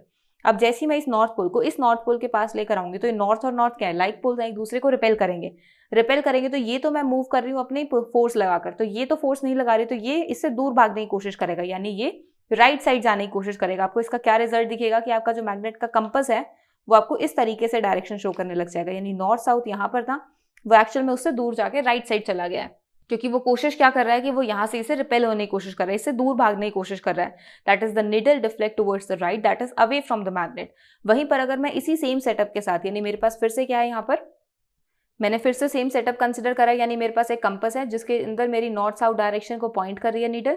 अब मैं यहाँ पर क्या कर रही हूँ, इस नॉर्थ के पास साउथ वाले पोल को लेकर आ रही हूँ। अब जब मैं इसके पास साउथ पोल लेकर आ रही हूँ तो वो क्या करेगा, वो इसको अट्रैक्ट करेगा, क्योंकि ये ऑपोजिट पोल्स है, तो जो इसको अट्रैक्ट करेगा, तो इसको तो मैंने अपने फोर्स की हेल्प से बांध के रखा हुआ है कि जैसे मैं मूव करूंगी वैसे मूव होएगा, लेकिन ये अपने आप मूव हो रहा है, तो यहाँ पर ये इसकी तरफ मूव होने की कोशिश करेगा, यानी वो हमें लेफ्ट की साइड डिफ्लेक्शन दिखेगा। तो इसका आपको रिजल्ट क्या दिखेगा, इसका रिजल्ट हमें दिखेगा कि जो नीडल है वो इस तरीके से पॉइंट करने लग जाएगी। नॉर्थ साउथ आपके पास यहाँ पर है, पर ये इससे लेफ्ट साइड पर मूव करेगी, यानी एक्चुअल में साउथ पोल की तरफ मूव करिए, अट्रैक्ट हो रही है उससे। तो इस तरीके से हम क्या ऑब्जर्व करते हैं कि जब हम मैग्नेट्स को एक दूसरे के पास प्लेस कर देते हैं तो वो जो डायरेक्शन शो करने की प्रॉपर्टी है उनकी वो डिस्टर्ब हो जाती है और हमें एक्चुअल में रॉन्ग डायरेक्शंस देखने को मिलते हैं, क्योंकि वो अपने अट्रैक्शन और रिपल्शन बिहेवियर को शो करने लग जाते हैं।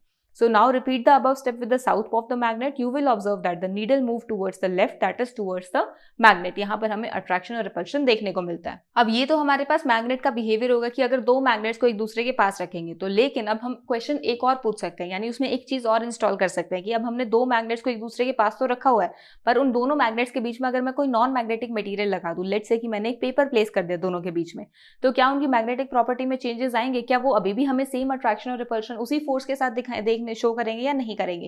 क्वेश्चन वो अराइज होता है। तो उसके लिए हम यहाँ पर अलग अलग नॉन मैग्नेटिक मटेरियल्स कंसीडर कर सकते हैं। लेट्स से आप यहाँ पर पेपर कंसीडर कर सकते हो, आप वुड कंसीडर कर सकते हो, आप प्लास्टिक कंसीडर कर सकते हो, और उसके ऑपोजिट आप ये देखोगे कि क्या हमें सेम मैग्नेटिक बिहेवियर शो हो रहा है या नहीं हो रहा है। सो उसके लिए यहाँ पर मैं एक प्लास्टिक की लेयर कंसीडर करती हूँ। लेट्स से मैंने ये स्केल कंसीडर करा, इसके अंदर मैंने क्या करा, इस तरीके से एक मैग्नेट को प्लेस कर दिया इसके एक एंड पर। अब दूसरे एंड पर मैं क्या कर रही हूँ, इसका ऑपोजिट पोल अगर लेके आ रही हूँ, देखो ये अट्रैक्ट कर रहा है, यानी ये क्या कर रहा है, इस प्लास्टिक की लेयर के बीच में से भी अपनी मैग्नेटिक प्रॉपर्टीज को शो कर रहा है। जिसका क्या मतलब हुआ कि अगर मैं मैग्नेट्स के बीच में किसी नॉन मैग्नेटिक मटेरियल को इंस्टॉल भी कर दूंगी, किसी नॉन मैग्नेटिक मटेरियल को प्लेस कर दूंगी, तो वो आपके मैग्नेटिक प्रॉपर्टीज के अंदर कोई भी चेंज शो नहीं करेगा, वो फिर भी अट्रैक्शन रिपल्शन शो करेगा। That is, you will observe that there is no change in the magnetic behavior when a non-magnetic material is placed in between the magnets. Therefore, we can conclude that the magnetic effect can act through the non-magnetic materials. यानी magnetic effect आपको non-magnetic materials के बीच में से भी देखने को मिलेगा। यानी कि अगर हम सेम previous activity को, यानी एक कंपस को और बार मैग्नेट के बीच में अगर एक non-magnetic material प्लेस कर देंगे, तब भी हमें सेम ही रिजल्ट्स देखने को मिलेंगे जो पहले देखने को मिल रहे थे, क्योंकि मैग्नेटिक प्रॉपर्टीज के अंदर कोई भी चेंज नहीं आता, उस मैग्नेटिक बिहेवियर में कोई भी चेंज नहीं आता जब हम उसके बीच में कोई नॉन मैग्नेटिक मटेरियल प्लेस कर देते हैं। So this was all about your chapter, जहाँ पर हमने अलग अलग मैग्नेटिक बिहेवियर को, मैग्नेटिक प्रॉपर्टीज को समझने की कोशिश करा। हमने बहुत कुछ मैग्नेट्स के बारे में जाना, हमने मैग्नेट के पोल्स को समझा, हमने मैग्नेट के टाइप्स को समझा, हमने मैग्नेट के अंदर डायरेक्शंस को समझा, हमने मैग्नेट की स्ट्रेंथ को समझा, उनके मैग्नेटिक बिहेवियर को समझा कि वो अट्रैक्ट करते हैं, रिपेल करते हैं। हमने बहुत कुछ मैग्नेट्स के बारे में जाना। वहीं अगर हम मैग्नेट्स की बात करें तो मैग्नेट्स के साथ हम गेम्स भी खेलते हैं। हम हमेशा से गेम्स खेलते आ रहे हैं, हम छोटे हैं तभी से हम मैग्नेट को यूज़ करते आ रहे हैं कि हम मैग्नेट को कभी कहीं चिपका के देख रहे हैं, कभी कहीं चिपका के देख रहे हैं, और इवन हम उसको हमारे फन एक्टिविटीज में भी यूज करते हैं। कैसे फन एक्टिविटीज में यूज करते हैं, जैसे मैंने यहाँ पर कुछ आयरन नेल्स प्लेस करी हुई है, अब इन नेल्स के ऊपर मैं मैग्नेट लेके जा रही हूँ, तो जब मैं इन मैग्नेट्स को लेकर जा रही हूँ तो आप क्या ऑब्जर्व कर रहे हो कि ये जो मैग्नेट है इस तरीके से आपको अट्रैक्शन मिलेगी, यानी एक इस तरीके से आपको क्या दिख रहा है, यहाँ पे एक माला सी बनती दिख रही है। तो इसका क्या मतलब हुआ कि यहाँ पर हमें क्या देख रहे हैं कि एक मैग्नेट ने दूसरे मैग्नेटिक मटेरियल पर चिपका, जिसकी वजह से इसके अंदर थोड़ा सा मैग्नेटिक बिहेवियर आ गया, जिसने नेक्स्ट आयरन नेल को अपने ऊपर चिपका लिया, फिर उससे नेक्स्ट उसके ऊपर चिपक गया, उससे नेक्स्ट उसके ऊपर। आप यहाँ ऑब्जर्व कर रहे हो कि देखो जो आपका ये वाला नेल है ये आपके मैग्नेट पर कहीं पर भी नहीं चिपका हुआ, लेकिन आपके दोनों तरफ एक नेल के साथ अटैच्ड है, जिससे हमें क्या पता लग रहा है कि हमारे पास एक्चुअल में मैग्नेट के अंदर दूसरी प्रॉपर्टी आ जाती है। जैसे हम उसके अंदर मैग्नेटिक मटेरियल लगाते हैं उसके अंदर एक मैग्नेटिक प्रॉपर्टी आ जाती है, जिससे हम क्या एक्सप्लेन कर पा रहे हैं कि वो इस तरीके से एक माला सा बना लेते हैं। तो ये भी एक फन एक्टिविटी हुई, हम इस तरीके से करके दिखा सकते हैं कि हमारे पास अलग अलग मैग्नेट के हम किस तरीके से प्रॉपर्टीज को शो कर सकते हैं। ऐसे अगर आप कार्स को देखोगे तो यहाँ पर मेरे पास क्या है, कार्स हैं जिनके बीच में मैग्नेट लगा हुआ है। अब यहाँ पर एक हमारे पास नॉर्थ पोल है, जो ये ब्लू कलर है ये नॉर्थ पोल है, और जो रेड कलर है ये साउथ पोल है। यूजुअली आपको मैग्नेट्स के अंदर जो नॉर्थ और साउथ पोल होते हैं ना, वो या तो आपको लिखे हुए मिलते हैं कि एन और एस से रिप्रेजेंट मिलेंगे, या फिर नॉर्थ पोल की तरफ एक छोटी सी व्हाइट डॉट मिलती है, या फिर हम क्या ऑब्जर्व करते हैं कि नॉर्थ पोल को हम ब्लू कलर से रिप्रेजेंट करते हैं और साउथ पोल को हम रेड कलर से रिप्रेजेंट करते हैं। अब यहाँ पर ये नॉर्थ पोल है, ये साउथ पोल है, ये इसका साउथ पोल है, ये नॉर्थ पोल है। अब जब भी मैं इन कार्स की बात करूंगी तो कार्स क्या मूव करती हैं, आगे पीछे घूमती है, बिल्कुल करेक्ट। लेकिन अगर इनके बीच में मैग्नेट है तो इसका मतलब है कि मैं यहाँ पर इनको यूज करके मैग्नेटिक प्रॉपर्टीज को एक्सप्लेन कर सकती हूँ। यानी कि जब मैं इन कार्स को एक दूसरे के थोड़ा सा पास लेकर आ रही हूँ, ऐसे पास में लेकर, तो ये आपस में खुद ही आ रही है एक दूसरे के पास से। मैंने यहाँ पर आके इसको छोड़ दिया है, ये खुद एक दूसरे की तरफ अट्रैक्ट हो रही है, मैंने ऐसे आके छोड़ दिया है, खुद आ रही है एक दूसरे की तरफ। इसका क्या मतलब है कि यहाँ पर ये क्या शो हो रहा है कि यहाँ पर ये जो मैग्नेट है एक्चुअल में क्या हो रहा है, ये नॉर्थ पोल और ये साउथ पोल है, जिसमें हमें प्रॉपर्टी पता है मैग्नेट की नॉर्थ और साउथ पोल एक दूसरे को अट्रैक्ट करते हैं, जिसकी वजह से हम क्या ऑब्जर्व कर पा रहे हैं कि एक दूसरे की तरफ मूव कर रहे हैं। और इसी वजह से हम ये बोलते हैं कि जब इस तरीके से हम कोई कार ऑब्जर्व करें कि मैंने यहाँ पर इनको स्पीड से ऐसे घुमाया, जैसे एक दूसरे के पास आएंगे तो एक दूसरे से और ज़्यादा स्पीड से टकरा जाएंगे। क्यों टकरा जाएंगे? क्योंकि एक दूसरे को अट्रैक्ट करेंगे। वहीं मैं अगर इसको ऑपोजिट रखूंगी, यानी मैंने नॉर्थ और नॉर्थ को एक दूसरे के सामने लिया, अब मैं अगर इनको एक दूसरे के सामने ला के प्लेस करूँ तो ये क्या करे, देखो एक दूसरे से दूर भाग रहे हैं। मैंने यहाँ ला के रख दिया, एक दूसरे से दूर भाग रहे हैं, यहाँ ला के छोड़ दिया, एक दूसरे से दूर भाग रहे हैं। इसका क्या मतलब हुआ कि ये एक दूसरे को रिपेल कर रहे हैं, क्योंकि दोनों सेम पोल्स आ गए। तो इस तरीके से हम क्या ऑब्जर्व करते हैं कि हम चाहे आप नॉर्थ नॉर्थ प्लेस करो चाहे आप साउथ साउथ प्लेस करो, ये एक दूसरे को भगाएंगे पीछे, एक दूसरे को रिपेल करेंगे, क्योंकि ये क्या है, एक दूसरे को रिपेल करते हैं जब हम लाइक पोल्स एक दूसरे के सामने लेकर आते हैं। तो यहाँ से हम क्या समझ रहे हैं कि हम मैग्नेट को बहुत सारी एक्टिविटीज़ में यूज़ कर सकते हैं, हम डे टू डे लाइफ में भी यूज़ कर सकते हैं, हम मैग्नेट को गेम्स खेलने के लिए भी यूज़ कर सकते हैं, हम मैग्नेट्स को उनकी साइंटिफिक बिहेवियर को स्टडी करने के लिए भी यूज़ कर सकते हैं। इवन हमें ये भी पता लगा कि हमारा अर्थ भी मैग्नेट की तरह बिहेव कर रहा है। तो ये तो हमारे मैग्नेट से रिलेटेड जितने भी कॉन्सेप्ट हैं हमने वो सारे के सारे स्टडी कर लिए। अब हमारे सामने एक और क्वेश्चन अराइज होता है कि हम मैग्नेट्स को स्टोर कैसे करें। अब हमारे पास मैग्नेट्स तो हो गए हैं, पर उसे हम स्टोर कैसे करें कि हम उसे सेफली प्लेस कर सके, कि वो टूटे ना या फिर उनकी मैग्नेटिक प्रॉपर्टी डिस्टर्ब ना हो। तो उसके लिए हमें ये ध्यान रखना है कि जब भी हम मैग्नेट्स को स्टोर करते हैं तो उसमें हमें जब भी, जैसे फॉर एग्जांपल मैंने ये मैग्नेट प्लेस करा, अब इसकी तरफ साउथ है, तो मैं इसके सामने दूसरे साउथ पोल को ऐसे प्लेस ना करूं, क्योंकि वो रुकेगा ही नहीं। क्योंकि देखो जैसे मैं इसके लेके आ रही हूँ वो मूव कर रहा है, इसका क्या मतलब हुआ कि वो उसको रिपेल कर रहा है। तो मैं कोशिश करूंगी हमेशा इस तरीके से प्लेस करूंगी साउथ के ऑपोजिट मेरा नॉर्थ पोल हो, ताकि वो जैसे ही मैं इसके ऊपर रखूँ वो चिपक जाए। अब यहाँ पर ये चिपक तो गया, यानी प्रॉपरली प्लेस हो गया, लेकिन इसको प्लेस करते हुए ये भी ध्यान रखना है कि इनके बीच में किसी नॉन मैग्नेटिक मटेरियल को प्लेस करूँ, ताकि इनकी जो मैग्नेटिक प्रॉपर्टीज हैं वो अनडिस्टर्ब रहे। क्योंकि जैसे ये चिपकेंगे तो इसकी वजह से क्या हो रहा है, इनकी मैग्नेटिक प्रॉपर्टीज आपस में इंटरैक्ट कर रही हैं। तो इस इंटरैक्शन को रोकने के लिए मैं क्या करूंगी, वैसे रुकती नहीं है पर फिर भी हम क्या करेंगे कि एक नॉन मैग्नेटिक मटेरियल को बीच में प्लेस करेंगे, ताकि हमारी जो मैग्नेटिक प्रॉपर्टीज हैं ये थोड़ी सी स्टेबल रहें। तो इस तरीके से जब हम प्लेसमेंट करेंगे तो आपको ये ध्यान रखना है कि ऑपोजिट पोल्स एक दूसरे की तरफ प्लेस होंगे, ताकि जब भी हम इसे किसी बॉक्स के अंदर प्लेस करें उस बॉक्स में डिस्टर्बेंस क्रिएट ना हो। क्योंकि अगर हम इसके सेम पोल्स को एक दूसरे की तरफ प्लेस करेंगे, चिपकने की कोशिश नहीं करेंगे, एक दूसरे के पास ही नहीं आ रहे, मैंने जबरदस्ती भी लेके आ रही है, दूर भाग रहे हैं। देखो जैसे मैं इसको जबरदस्ती एक दूसरे के पास लेके आई थी, मैं लेके आई, ये आपस में दूर भाग रहे हैं, बल्कि ऑपोजिट होकर चिपक जाते हैं। उसका क्या मतलब हो कि हमें हमेशा ऑपोजिट तरीके से इन्हें प्लेस करना होता है। और इसी के साथ साथ आपको ये भी ध्यान रखना है कि कभी भी उनको किसी हीट के पास नहीं लेके जाना, ना उनको एकदम से ऊपर से गिरा देना है, क्योंकि अगर आप गिराओगे तो वो टूट जाएंगे। और अगर उनको हीट के पास लेके आओगे तो उनके अंदर बिहेवियर में चेंज आएगा। ना ही उनको किसी ऐसे मोबाइल के पास लेके जाना, रिमोट कंट्रोल के पास लेके जाना, क्योंकि उनमें क्या होता है, रेडिएशंस होती हैं, जिसकी वजह से मैग्नेट की जो प्रॉपर्टी है वो डिस्टर्ब होती है। तो हमें इन चीज़ों का थोड़ा सा ध्यान रखना है जब भी हम मैग्नेट्स को प्लेस करेंगे। So with this your chapter is completed. I hope आपको मैग्नेट से रिलेटेड जितने भी आपके डाउट्स थे या जितने भी आपके कॉन्सेप्ट्स आपको यहाँ पर मैंने एक्सप्लेन करने की कोशिश करे वो सब के सब समझ में आ गए होंगे। अगर फिर भी किसी को कोई डाउट है तो आप कमेंट सेक्शन में पूछ सकते हो। तो अभी हमने यहाँ पर इसके कॉन्सेप्ट्स को क्लियर करा है, यानी हमने अपना पूरा का पूरा चैप्टर अच्छे से समझा है। अब हम यहाँ पर इसके क्वेश्चन को 1 by 1 अटेम्प्ट करेंगे। सो let's begin with question number 1। Question number first में क्या पूछा हुआ है, फिल इन द ब्लैंक्स। यहाँ पर आपको कुछ फिलअप्स दे रखे हैं, इनको आपको यहाँ पर फिल करना है। तो 1 by 1 करके देखते हैं कि किसमें क्या पूछा हुआ है। सबसे फर्स्ट आपको क्या पूछा हुआ है, unlike poles of 2 magnets dash each other. अब यहाँ पर हम मैग्नेट्स की प्रॉपर्टी को यूज करेंगे। मैग्नेट्स में हमने क्या डिस्कस करा था कि जब भी हम अनलाइक पोल्स, यानी कि अगर हम एक पोल नॉर्थ दूसरा पोल साउथ एक दूसरे के सामने लेके आएंगे तो वो एक दूसरे को अट्रैक्ट करते हैं, एक दूसरे के पास आते हैं। तो यहाँ पर सेम चीज बोली हुई है, अनलाइक पोल्स मतलब दोनों ही डिफरेंट पोल्स हैं, एक नॉर्थ है तो दूसरा साउथ है, of 2 magnets attract each other. तो यहाँ पर हमारे पास क्या आएगा, दे अट्रैक्ट ईच अदर। फिर इसके बाद क्या बोला हुआ, whereas the like poles, यानी कि जो दोनों सिमिलर पोल्स होंगे, चाहे वो नॉर्थ नॉर्थ हो या फिर साउथ साउथ हो, तो वो क्या करते हैं, एक दूसरे से दूर भागते, that is the repel each other. So whereas the like poles repel each other. तो यहाँ पर आपके पास फर्स्ट क्वेश्चन का आंसर क्या होगा, unlike poles of 2 magnet attract each other whereas the like poles repel each other. तो ये आपके पास फर्स्ट फिलअप का आंसर है। इसी तरीके से हमें बाकी सारे फिलअप्स को भी आंसर करना है।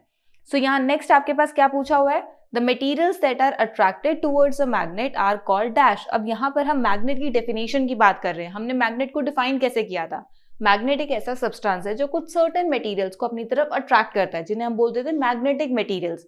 हमने डिफरेंशिएट भी किया था कि हमारे पास कुछ मैग्नेटिक होते हैं, कुछ नॉन मैग्नेटिक मटेरियल्स होते हैं, यानी जो मैग्नेट की तरफ अट्रैक्ट होंगे उन्हें हम बोलते थे मैग्नेटिक मटेरियल्स, और जो मैग्नेट की तरफ अट्रैक्ट नहीं होते थे, जैसे पेपर हो गया, वुड हो गई, रबर हो गया, वो नॉन मैग्नेटिक मटेरियल्स की कैटेगरी में आते थे। तो यहाँ पर पूछा हुआ है materials that are attracted towards a magnet, तो ये आपके पास हो जाएंगे मैग्नेटिक मटेरियल्स। तो ये आपके पास आपका सेकंड फिलअप हो गया। अब थर्ड में क्या पूछा हुआ है, the needle of magnetic compass rest along the dash direction. अब यहाँ पर हम मैग्नेटिक कंपस की बात कर रहे हैं। मैग्नेटिक कंपस क्या था आपके पास, सेलर्स का डिवाइस, जिससे वो डायरेक्शन को फाइंड आउट करते थे। तो यहाँ पर हमें सेम चीज बतानी है कि जो मैग्नेटिक कंपस की नीडल है वो किस डायरेक्शन में रेस्ट करती है। हमें पता है हम किसी भी मैग्नेट की बात करते हैं वो हमेशा नॉर्थ साउथ डायरेक्शन में ही रेस्ट करता है, क्योंकि वो अर्थ के मैग्नेटिक पोल्स की तरफ अलाइन होता है, यानी अर्थ के अराउंड ही। जैसे अगर अर्थ का नॉर्थ एक तरफ है तो उसी साइड मैग्नेट का भी नॉर्थ होता है। तो यहाँ पर हम क्या बोलेंगे, this rest along north south direction. Next आपसे क्या पूछा हुआ है, a magnet always has dash poles. अब यहाँ पर पूछा है कि मैग्नेट के पास कितने पोल्स होते हैं, और ये हमें पता ही है कि मैग्नेट के पास एक नॉर्थ पोल होता है, दूसरा साउथ पोल होता है, यानी 2 पोल्स होते हैं। सो मैग्नेट हैज 2 पोल्स। सो इस तरीके से हम हमारे सारे क्वेश्चंस को आंसर करेंगे। So this was your first question, जहां पर हमने डिफरेंट फिलअप्स को फिल करा है। यहाँ पर हमने मैग्नेट की प्रॉपर्टीज को एक तरीके से यूज करा है। तो this was your question number 1। Now let's move on to question number 2। Question number 2 में क्या पूछा हुआ है, state whether the following are true और फॉल्स। अब यहाँ पर आपके पास ट्रू और फॉल्स पूछा हुआ है, आपके पास कुछ स्टेटमेंट्स गिवन है। इन स्टेटमेंट्स को आपको ये बताना है कि स्टेटमेंट्स करेक्ट हैं या फिर इनकरेक्ट हैं। अगर वो स्टेटमेंट्स करेक्ट है तो उसके आगे आप ट्रू लिखोगे, अगर वो स्टेटमेंट्स रॉन्ग है तो उनके आगे आप फॉल्स लिखोगे।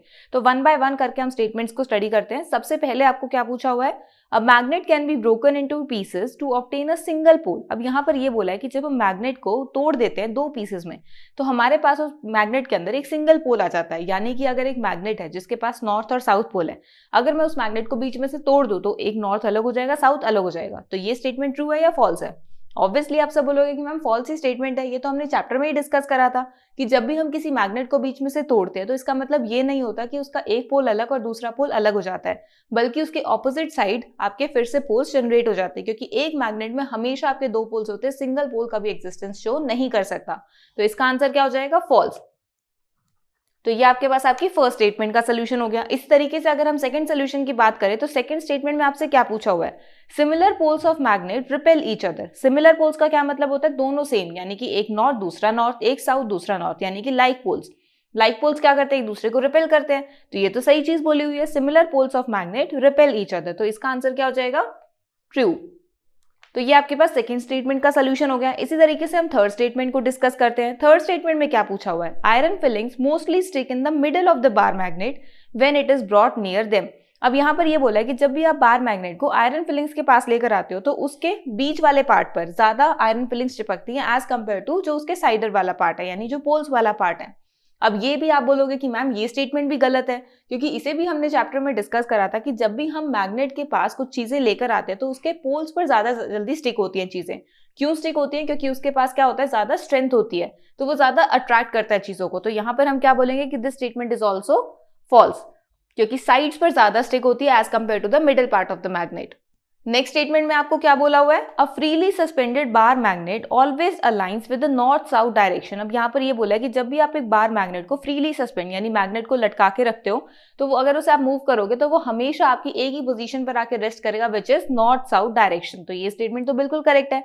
इसे तो हमने अभी फिलिप्स के अंदर भी यूज करा था, जहां पर हमने मैग्नेटिक कंपस की रेस्ट पोजीशन देखी थी। तो मैग्नेटिक कंपस भी एक्चुअल में एक मैग्नेट ही है, और यहाँ हमने मैग्नेट को ही अलाइन करके पूछ लिया। तो दोनों ही टाइम पर ही हम नॉर्थ साउथ डायरेक्शन को रिप्रेजेंट करेंगे। तो इसका तो आंसर होगा हमारे पास ट्रू, क्योंकि मैग्नेट हमेशा हमारे नॉर्थ साउथ डायरेक्शन में ही रेस्ट करता है। तो इस तरीके से हम मैग्नेट के चैप्टर की अलग अलग प्रॉपर्टीज, अलग अलग मैग्नेट के बिहेवियर को यूज करके हमारे सारे के सारे क्वेश्चंस को आंसर करेंगे।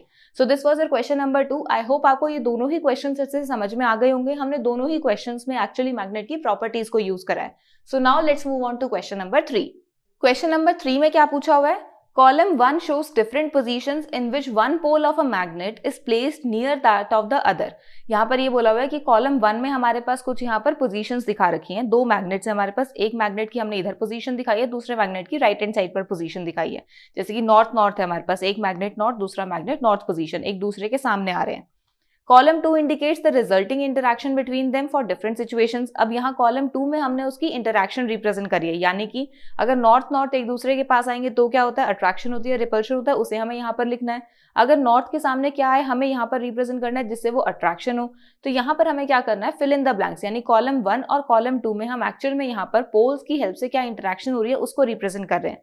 पर हमारे पास यहाँ पर कुछ फिलअप्स हैं, हमें यहाँ पर नॉर्थ नॉर्थ की इंटरैक्शन में ऑब्जर्व करना है कि इस टाइप की इंटरैक्शन मिल रही है। यहाँ हमें ऑब्जर्व करना है कि नॉर्थ की हम किसके साथ इंटरैक्शन करें कि हमें अट्रैक्शन ऑब्जर्व हो। तो यहाँ पर इस तरीके से हमें आंसर करना है। तो इसको आंसर हमारी मैग्नेट की सिंपल सी प्रॉपर्टी करेगी, जिसमें हमने क्या डिस्कस करा हुआ है कि मैग्नेट के जो लाइक पोल्स होते हैं, यानी कि जो सिमिलर पोल्स होते हैं, वो एक दूसरे को रिपेल करते हैं, और जो अनलाइक पोल्स होते हैं, यानी कि जो डिफरेंट पोल्स होते हैं जैसे नॉर्थ साउथ, वो एक दूसरे को अट्रैक्ट करते हैं। तो यहाँ पर हमारे पास फर्स्ट है नॉर्थ नॉर्थ, यानी कि लाइक पोल्स हैं, तो ये एक दूसरे को रिपेल करेंगे, तो हमें यहाँ पर रिपल्शन देखने को मिलता है। तो यहाँ पर आपको किस टाइप की इंटरैक्शन मिलेगी, रिपल्शन। वहीं अगर आप सेकंड इंटरैक्शन की बात करोगे तो ये अट्रैक्शन है। अट्रैक्शन आपको ऑपोजिट पोल्स में देखने को मिलता है। तो अगर एक नॉर्थ है तो दूसरा आपके पास साउथ पोल होगा, तो नॉर्थ साउथ की जब इंटरैक्शन होगी तो वहां पर अट्रैक्शन देखने को मिलता है। नेक्स्ट आपके पास है साउथ और नॉर्थ, यानी ऑपोजिट पोल्स की इंटरैक्शन। तो जब ऑपोजिट पोल्स इंटरैक्ट करते हैं तो हमें अट्रैक्शन देखने को मिलता है। तो यहाँ पर आपके पास फिर से अट्रैक्शन आ जाएगा। नेक्स्ट में आपके पास रिपल्शन गिवन है, यानी आपके पास इंटरैक्शन तो रिपल्शन हो रहा है, बट यहाँ पर आपके पास जो मैग्नेट है एक का साउथ पोल है तो दूसरा भी आपके पास साउथ पोल ही होगा, क्योंकि like poles repel each other, तो यहाँ पर आपके पास साउथ पोल होगा। सो इस तरीके से हमने मैग्नेट की सिंपल सी प्रॉपर्टी को यूज करके हमारे क्वेश्चन को आंसर कर दिया। So this was our question number 3। Now let's move on to question number 4। Question number 4 में क्या पूछा हुआ है? Atharv performed an experiment in which he took a bar magnet and rolled it over a heap of steel U-clips। अब यहाँ पर एक अथर्व ने एक्सपेरिमेंट परफॉर्म करा जिसमें उसने क्या करा, एक बार मैग्नेट को स्टील के U-clips यानी स्टील की पिन्स के ऊपर इस तरीके से रोटेट करने लग गया। अब रोटेट करने से उसको क्या ऑब्जर्वेशंस मिलती है वो यहाँ पर रिप्रेजेंट करी हुई है। According to you which of the options given is likely to be his observation. यहाँ पर से आपको ये इंटरैक्शन, ये आपको बताना है कि इन चारों ऑब्जर्वेशंस में से कौन सी ऑब्जर्वेशन अथर्व ने ऑब्जर्व करी होगी। उसने इस बार मैग्नेट को यहाँ पर यूज करा है। इस बार मैग्नेट में हमने 3 पोजीशंस रिप्रेजेंट करी हुई है, एक ए पोजीशन, दूसरी बी और दूसरी सी हमारी सी पोजीशन है, जिसमें ए और सी पोजीशन हम देख पा रहे हैं कि एंड्स यानी पोल्स को रिप्रेजेंट कर रहा है और जो बी वाला ये middle part of bar magnet को रिप्रेजेंट कर रहा है। अब यहाँ पर इस बार मैग्नेट को अगर हम स्टील की क्लिप्स पर घुमाते हैं तो हमें पता है कि वो स्टील की क्लिप्स ज्यादातर हमारे पोल्स के ऊपर जाके स्टिक होंगी, क्योंकि पोल्स के पास स्ट्रेंथ बहुत ज्यादा होती है, और बी पार्ट पर कम स्टिक होंगी। तो इसका मतलब है कि पोल्स पर हमें ज्यादा यू क्लिप्स मिलेंगी और बीच में हमें कम यू क्लिप्स मिलेंगी। तो बस उसी नंबर को हमें यहाँ पर फाइंड आउट करना है। अगर हम फर्स्ट ऑप्शन को देखेंगे तो पोजीशन ए पर आपके पास 10 क्लिप्स आ रही है, पोजीशन 2 पे आपके पास 2 क्लिप्स आ रही है, पोजीशन बी पर और पोजीशन सी पर आपके पास 10 क्लिप्स आ रही है, विच मीन्स आपके पास एंड्स पर तो 10-10 यानी काफी क्लिप्स आ रही है और बीच में आपके पास कम क्लिप्स आ रही है। तो this can be an answer. बाकी ऑप्शंस भी देखते हैं। सेकंड ऑप्शन में आपके पास ए और बी पोजीशन पर तो 10-10 आ रही है, लेकिन सी पोजीशन पर 2, यानी कि इन दोनों में ज्यादा और इस पे कम, ये तो पॉसिबल ही नहीं है, इन दोनों पे ज्यादा होगी और इस पे कम होगी। थर्ड वाले ऑप्शन में भी आपके पास बी और सी इन दोनों पोजीशंस पर ज्यादा है और इस पे कम है, तो ये भी पॉसिबल नहीं है। और हमारे पास जो फोर्थ ऑप्शन है इसमें तो तीनों ही सेम दे दी, ये भी पॉसिबल नहीं है, क्योंकि हमारे पास बी की स्ट्रेंथ जो होती है वो ए और सी के कंपैरिजन में कम होती है। तो इसका मतलब है कि हमारा जो ऑप्शन ए है, फर्स्ट ऑप्शन, ये करेक्ट है। तो हम इस क्वेश्चन को आंसर कैसे करेंगे? Magnet is a substance that attract certain materials towards itself called magnetic materials. Magnet आपका एक ऐसा सब्सटेंस है जो कुछ सर्टेन मटेरियल्स को अपनी तरफ अट्रैक्ट करता है, जिन्हें हम बोलते हैं magnetic materials. They get attached to magnet in non uniform manner. वो मैग्नेट के साथ एक नॉन यूनिफॉर्म मैनर में अपनी अटैचमेंट शो करते हैं, as most of the strength of magnet lies in its poles. So more clips will be towards position A and C as compared to position B. So option 1 is the correct answer. So इस तरीके से हम हमारे question को answer करेंगे। So this was our question number 4. Now let's move on to question number 5. Question number 5 में क्या पूछा हुआ है? Reshma bought 3 identical metal bars from market. अब रेशमा ने क्या करा, 3 आइडेंटिकल मेटल बार्स को मार्केट से खरीद लिया। Out of these bars 2 were magnets and 1 was just a piece of iron. और जो 3 बार्स उसने खरीदी उसको उसमें से ये पता लगा कि 2 तो मैग्नेट्स है लेकिन एक जस्ट एक आयरन का पीस है। How will she identify which 2 amongst the 3 could be magnets. अब उसे आइडेंटिफाई करना है कि इन तीनों पीसेज में से कौन से 2 मैग्नेट्स और कौन सा एक मैग्नेट नहीं है, without using any other material. लेकिन आपको एक कंडीशन गिवन है कि आपको किसी और मटेरियल को यूज नहीं करना है, यानी उसे सिर्फ वही 3 बार्स यूज करनी है। तो ये कैसे पॉसिबल है कि हमारे पास 3 बार्स हैं लेकिन उसी को हमें यूज करके ये बताना है कि 2 कौन सी मैग्नेट है और एक कौन सा मैग्नेट नहीं है। तो यहाँ पर हमारे पास क्वेश्चन में एक कैच है। क्वेश्चन में क्या बोला हुआ है कि एक आपके पास पीस ऑफ आयरन है और 2 मैग्नेट है। तो इसका मतलब है कि हमें ऑलरेडी क्वेश्चन के अंदर एक मैग्नेटिक मटेरियल गिवन है, बट द पॉइंट इज कि हम उस मैग्नेटिक मटेरियल को आइडेंटिफाई कैसे करें, क्योंकि हमें तो तीनों एक जैसी दिख रही हैं। तो हमारे पास, हमने जब चैप्टर में डिस्कस करा था तो हमने क्या देखा था कि जो मैग्नेट है वो अट्रैक्शन और रिपल्शन दोनों ही प्रॉपर्टीज दिखाता है, बट वहीं अगर हम किसी मैग्नेटिक मटेरियल की बात करते हैं तो वो हमेशा मैग्नेट के साथ जाके चिपक जाता है, वो कभी भी उसके साथ रिपल्शन शो नहीं करेगा। यानी कि अगर हम तीनों पीसेस में से एक ऐसा पीस आइडेंटिफाई कर लें जो अट्रैक्शन ही शो कर रहा है, रिपल्शन शो ही नहीं कर रहा, तो इसका मतलब है कि वो आयरन पीस है और बाकी जो 2 पीसेस बच गए वो हमारे मैग्नेट्स हो जाएंगे। तो बस उसी तरीके से हमें यहाँ पर आंसर करना है। सो आप इस क्वेश्चन को आंसर कैसे करोगे? Reshma can identify magnets through the principle of repulsion. As we know, like poles repel each other and unlike poles attract each other. That is, a magnet shows both attraction and repulsion, while on the other hand, magnetic material like iron bar will only show attraction. अब यहाँ पर क्या बोला हुआ है, रेशमा कैसे identify करेगी? Principal of repulsion को यूज करके, क्योंकि हमें पता है कि लाइक पोल्स एक दूसरे को रिपेल करते हैं और अनलाइक पोल्स एक दूसरे को अट्रैक्ट करते हैं। यानी कि जब हम मैग्नेट की बात करें तो वो अट्रैक्शन और रिपल्शन दोनों ही शो करेगा, लेकिन जब हम किसी मैग्नेटिक मटेरियल जैसे आयरन बार की बात करेंगे तो वो सिर्फ और सिर्फ अट्रैक्शन शो करेगा। Hence magnet can be separated from iron bar based on the principle of repulsion. So इस तरीके से रेशमा जो है उन तीनों पीसेस में से मैग्नेट्स को और आयरन बार को सेपरेट कर सकते हैं। So this was our question number 5। Now let's move on to question number 6। Question number 6 में क्या पूछा हुआ है? You are given a magnet which does not have the poles marked, how can you find out its poles with the help of another magnet which has its poles marked. अब यहाँ पर आपके पास question में क्या बोला हुआ है कि आपके पास एक मैग्नेट है जिसके पोल्स मार्क नहीं है, यानी आपको नहीं पता कौन सा पोल नॉर्थ है कौन सा पोल साउथ है, और आपको ये बोला हुआ है कि आपको इसके पोल्स को आइडेंटिफाई करना है एक और मैग्नेट को यूज करके जिसके पोल्स मार्क्ड है, यानी दूसरा आपके पास एक और मैग्नेट है जिस पर नॉर्थ और साउथ मार्क्ड है, तो उसको यूज करके आपको पहले वाले मैग्नेट के पोल्स आइडेंटिफाई करने हैं। तो आप सब बोलोगे कि मैम ये तो बहुत ईजी है, हमें पता है कि मैग्नेट अट्रैक्शन और रिपल्शन शो करता है। बिल्कुल करेक्ट। तो अगर हम मैग्नेट के पास दूसरा मैग्नेट का पीस लेकर जाएंगे तो अगर वो अट्रैक्ट करेगा यानी कि उसके पास सामने ऑपोजिट पोल आ रहा है। जैसे फॉर एग्जांपल मैं यहाँ पर एक बार मैग्नेट कंसीडर कर रही हूँ, इस बार मैग्नेट के मुझे पोल्स नहीं पता, लेकिन मेरे पास दूसरा बार मैग्नेट है जिसके पोल्स मुझे पता है। लेट्स से कि इसका नॉर्थ यहाँ पर है और साउथ यहाँ पर है। अगर मैं इसको इधर लेकर आ रही हूँ और ये मैग्नेट इसके साथ अट्रैक्ट हो रहा है, तो इसका क्या मतलब है कि इसके पास इसका ऑपोजिट पोल है, यानी यहाँ पर मेरे पास साउथ पोल है, और अगर ये साउथ है तो दूसरा नॉर्थ हो जाएगा। पर अगर मान लो दूसरी कंडीशन हो जाती है, ये इसके पास आ रहा है बट ये इससे दूर भाग रहा है यानी रिपेल हो रहा है, तो इसका क्या मतलब है, इसके सामने सिमिलर पोल आ जाएगा, यानी ये नॉर्थ पोल होगा और इसके ऑपोजिट वाला आपके पास साउथ पोल होगा। सो इस तरीके से हम यहाँ पर आइडेंटिफाई कर सकते हैं हमारे मैग्नेट के पोल्स को। सो बस इसी तरीके से आपको क्वेश्चन को आंसर करना है। सो आप इसे आंसर कैसे करोगे? Magnet shows property of attraction and repulsion where like poles repel and unlike poles attract each other. Here by using this property of magnet we can identify the poles of unmarked magnet. हम यहाँ पर इसी property को use करके unmarked magnet के poles को identify करेंगे। Bring the marked magnet near the unmarked one. If the two ends attract, the unmarked poles is the opposite of the marked magnet pole. इसका क्या मतलब हुआ कि जब आप एक marked magnet के poles को unmarked one के पास लेके जाओगे तो वहां पर अगर वो attraction show कर रहा है तो इसका मतलब है कि जो आपके पास unmarked magnet है उसके पास opposite pole है marked magnet के अकॉर्डिंग। यानी अगर आपका marked magnet नॉर्थ साइड से आ रहा है और वो अट्रैक्ट हो रहा है तो सामने वाला जो unmarked है उसके पास साउथ होगा। And if they repel the poles are similar, और अगर रिपेल करते तो सामने भी नॉर्थ होगा। सो इस तरीके से हम पोल्स को आइडेंटिफाई कर सकते हैं। So this was the question number 6। Now let's move on to question number 7। Question number 7 में क्या पूछा हुआ है? A bar magnet has no markings to indicate its pole. How can you find out near which end its north pole is located without using any other magnet? अब यहाँ पर ये बोला हुआ है कि एक बार मैग्नेट है जिसके पास कोई भी पोल नहीं है उसके, यानी हमने उसके पोल्स को मार्क नहीं करा हुआ, हमारे पास एक नॉर्मल बार मैग्नेट है। अब आपको ये बोला हुआ है कि आपको उसके पोल्स ढूंढने हैं, लेकिन आप किसी और मैग्नेट को यूज नहीं कर सकते। यानी कि ये क्वेश्चन थोड़ा सा पिछले क्वेश्चन के सिमिलर है। 6th क्वेश्चन में अभी हमें मार्क्ड पोल से हमें एक अनमार्क्ड मैग्नेट के पोल्स को आइडेंटिफाई करना था, लेकिन वहां पर आपके पास एक कंडीशन थी कि आप एक दूसरा मैग्नेट यूज कर सकते हो जिसमें पोल्स ऑलरेडी मार्क्ड है। बट यहाँ पर आपके पास क्या कंडीशन है कि आप यहाँ पर सिर्फ उसी मैग्नेट को यूज कर सकते हो, उसके अलावा आप किसी और मैग्नेट को यूज नहीं कर सकते।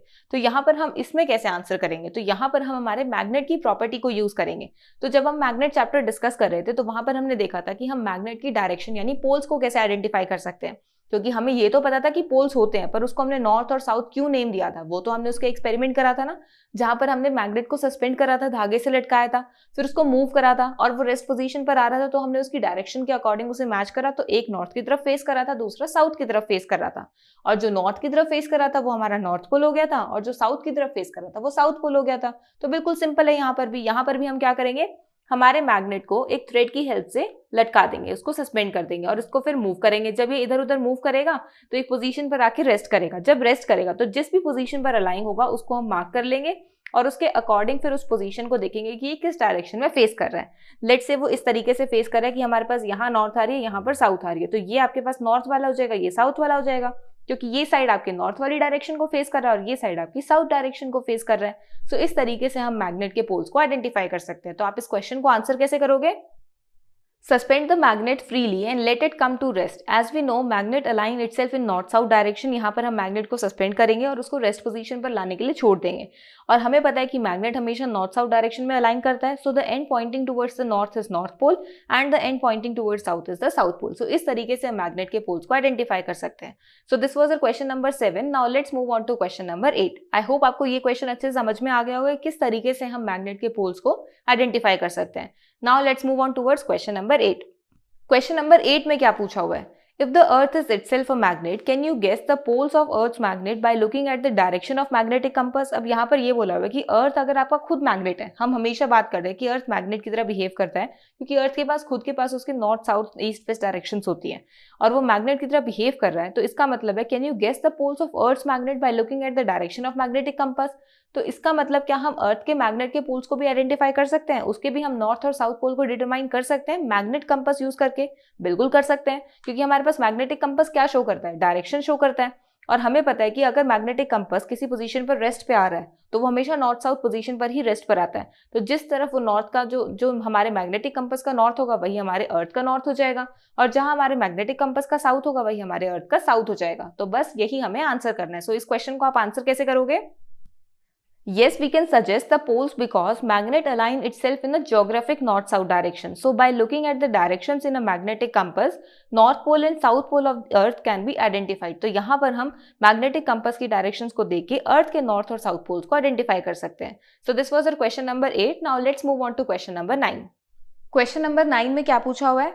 While a mechanic was repairing a gadget using a screwdriver, the steel screws kept falling down. Suggest a way to solve the problem of the mechanic on the basis of what you have learnt in this chapter. अब यहाँ पर आपसे कुछ situation given है। क्या situation given है आपको यहाँ पर कि एक मैकेनिक है जो किसी गैजेट को या किसी एक चीज को रिपेयर करने की कोशिश कर रहा है जिसमें उसे स्क्रू ड्राइवर और स्क्रू की जरूरत पड़ रही है। अब हमें पता है स्क्रू ड्राइवर और स्क्रू क्या होते हैं। यहाँ पर हमारे पास इस तरीके की चीजें होती हैं, इसे हम स्क्रू बोलते हैं और इसे हम स्क्रू ड्राइवर बोलते हैं। बिल्कुल करेक्ट। अब यहाँ पर उसने क्या बोला है कि जब वो इन स्क्रू और स्क्रू ड्राइवर्स को यूज कर रहा है जो कि आपके स्टील के बने हुए हैं, स्टील के बने हुए का क्या मतलब है कि दोनों ही चीज आपके मैग्नेट की तरफ अट्रैक्ट होती है। उसको एक प्रॉब्लम आ रही है, वो जब भी स्क्रू से टाइट करने की कोशिश कर रहा है किसी भी चीज को, स्क्रू को, तो वो स्क्रू बार बार गिर रहे हैं। तो आपको उसको इसी प्रॉब्लम को सॉल्व करना है कि वो स्क्रू को बिना गिराए फटाफट से अपना काम कर सके, और अपने चैप्टर की हेल्प यहाँ पर यूज करनी है। तो अब जब हम यहाँ देख रहे हैं, जैसे अगर ये स्क्रू है, ये स्क्रू ड्राइवर, अगर मैं इसमें यहाँ पर इसको इंसर्ट कर रही हूँ तो जैसे मैं इसमें काम करने की कोशिश कर रही हूँ वो गिर रहा है। जैसे मैं यहाँ पर इसमें डाला इसके ऊपर, अभी ऐसे तो चिपका हुआ है लेकिन जैसे मैं इससे काम करने की कोशिश कर रही हूँ वो गिर रहा है। तो वो इसी चीज को यहाँ पर प्रिवेंट करने की कोशिश कर रहा है। वो कर रहा है कि थोड़ी सी किसी चीज से हेल्प मिल जाए कि मेरा जो ये स्क्रू है वो स्क्रू ड्राइवर के साथ इजीली काम कर पाए, वो बार बार गिरे ना। तो यहाँ पर हम क्या देख रहे हैं कि उसको गिरने से बचाना है चीज को। तो एक तरीके से वो कोशिश ये करना चाहता है कि स्क्रू ड्राइवर के साथ जो स्क्रू है वो चिपक जाए। अब ये चिपकने वाली चीज तो क्या होती है? अट्रैक्शन। और हम इस चैप्टर में क्या डिस्कस कर रहे हैं? मैग्नेट्स के बारे में। और मैग्नेट क्या करता है? मैग्नेटिक मटेरियल्स को अट्रैक्ट करता है। बिल्कुल करेक्ट। यानी हमें कुछ ना कुछ उस प्रॉपर्टी को यहाँ पर यूज करना पड़ेगा। लेकिन हमें ये पता है कि जो हमारा स्क्रू ड्राइवर और स्क्रू है दोनों ही आपके मैग्नेटिक मटीरियल है, मैग्नेट कोई भी नहीं है। यानी दोनों ही आपके मैग्नेट के साथ अट्रैक्ट हो रहे हैं। जैसे कि आप यहाँ देख पा रहे हो कि चाहे मैं स्क्रू की बात करूं वो स्क्रू भी हमारे मैग्नेट के ऊपर स्टिक हो रहा है, या फिर मैं इस स्क्रू ड्राइवर की बात करूं, ये दोनों ही चीज हमारे मैग्नेट के ऊपर स्टिक हो रही है। तो इसका क्या मतलब है कि दोनों ही चीजें आपके मैग्नेटिक मटेरियल्स हैं, दोनों में से कोई भी मैग्नेट नहीं है।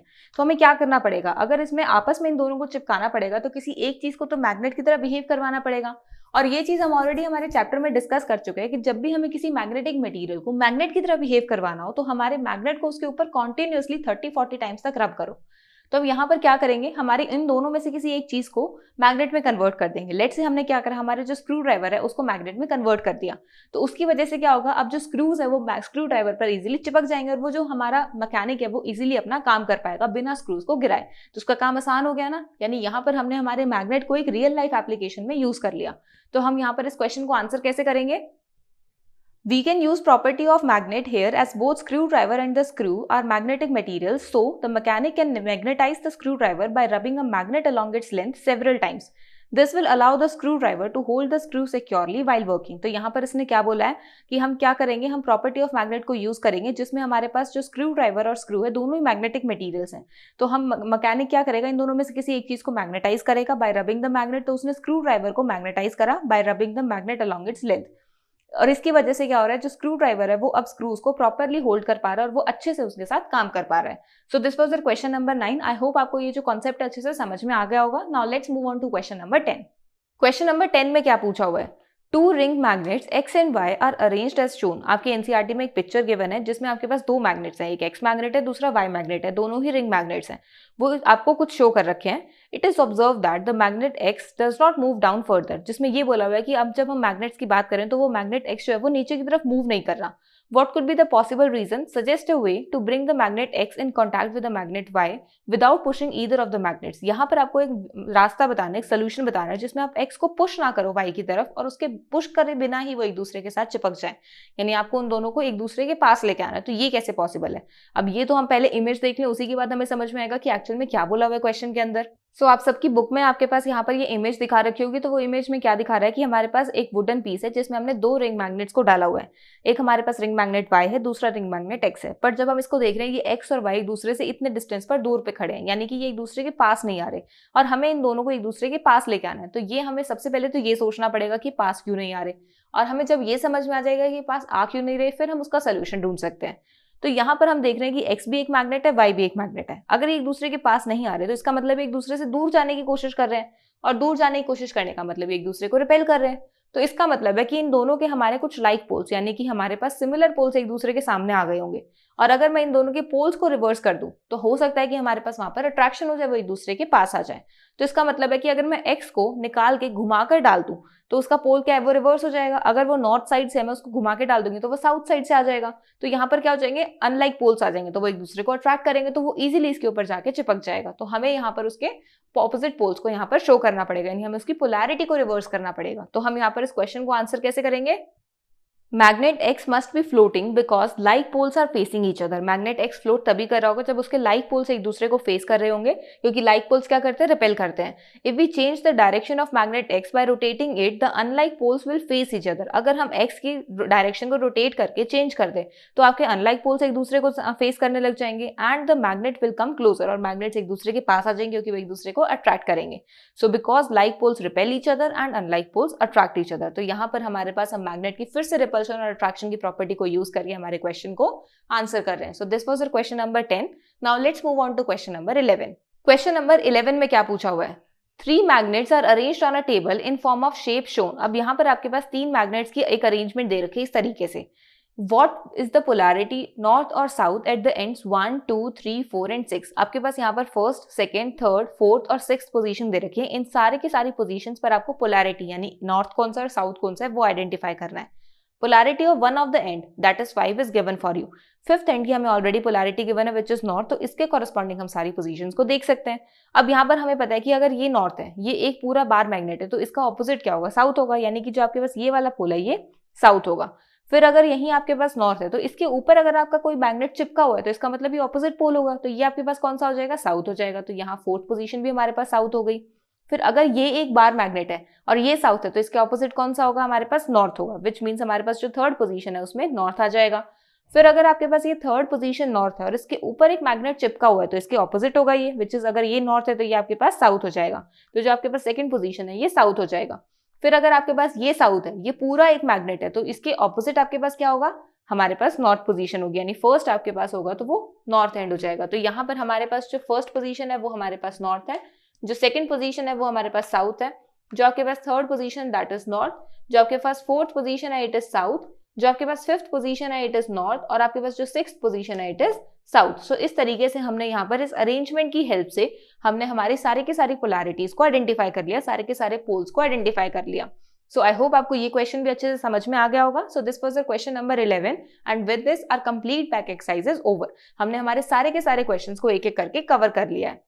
आई होप आपको सारे के सारे क्वेश्चन अच्छे से समझ में आ गए होंगे। अगर फिर भी किसी को कोई डाउट है तो आप कमेंट सेक्शन में पूछ सकते हो। सो विद दिस हमने हमारा चैप्टर भी पूरा कर लिया और उससे रिलेटेड जितने भी क्वेश्चंस हमारी एनसीईआरटी में गिवन थे उन्हें भी सारे के सारे कवर कर लिए। अगर फिर भी किसी को कोई डाउट है तो आप कमेंट सेक्शन में पूछ सकते हो। So if you like the video then do like and share the video and also subscribe to our channel. Thank you.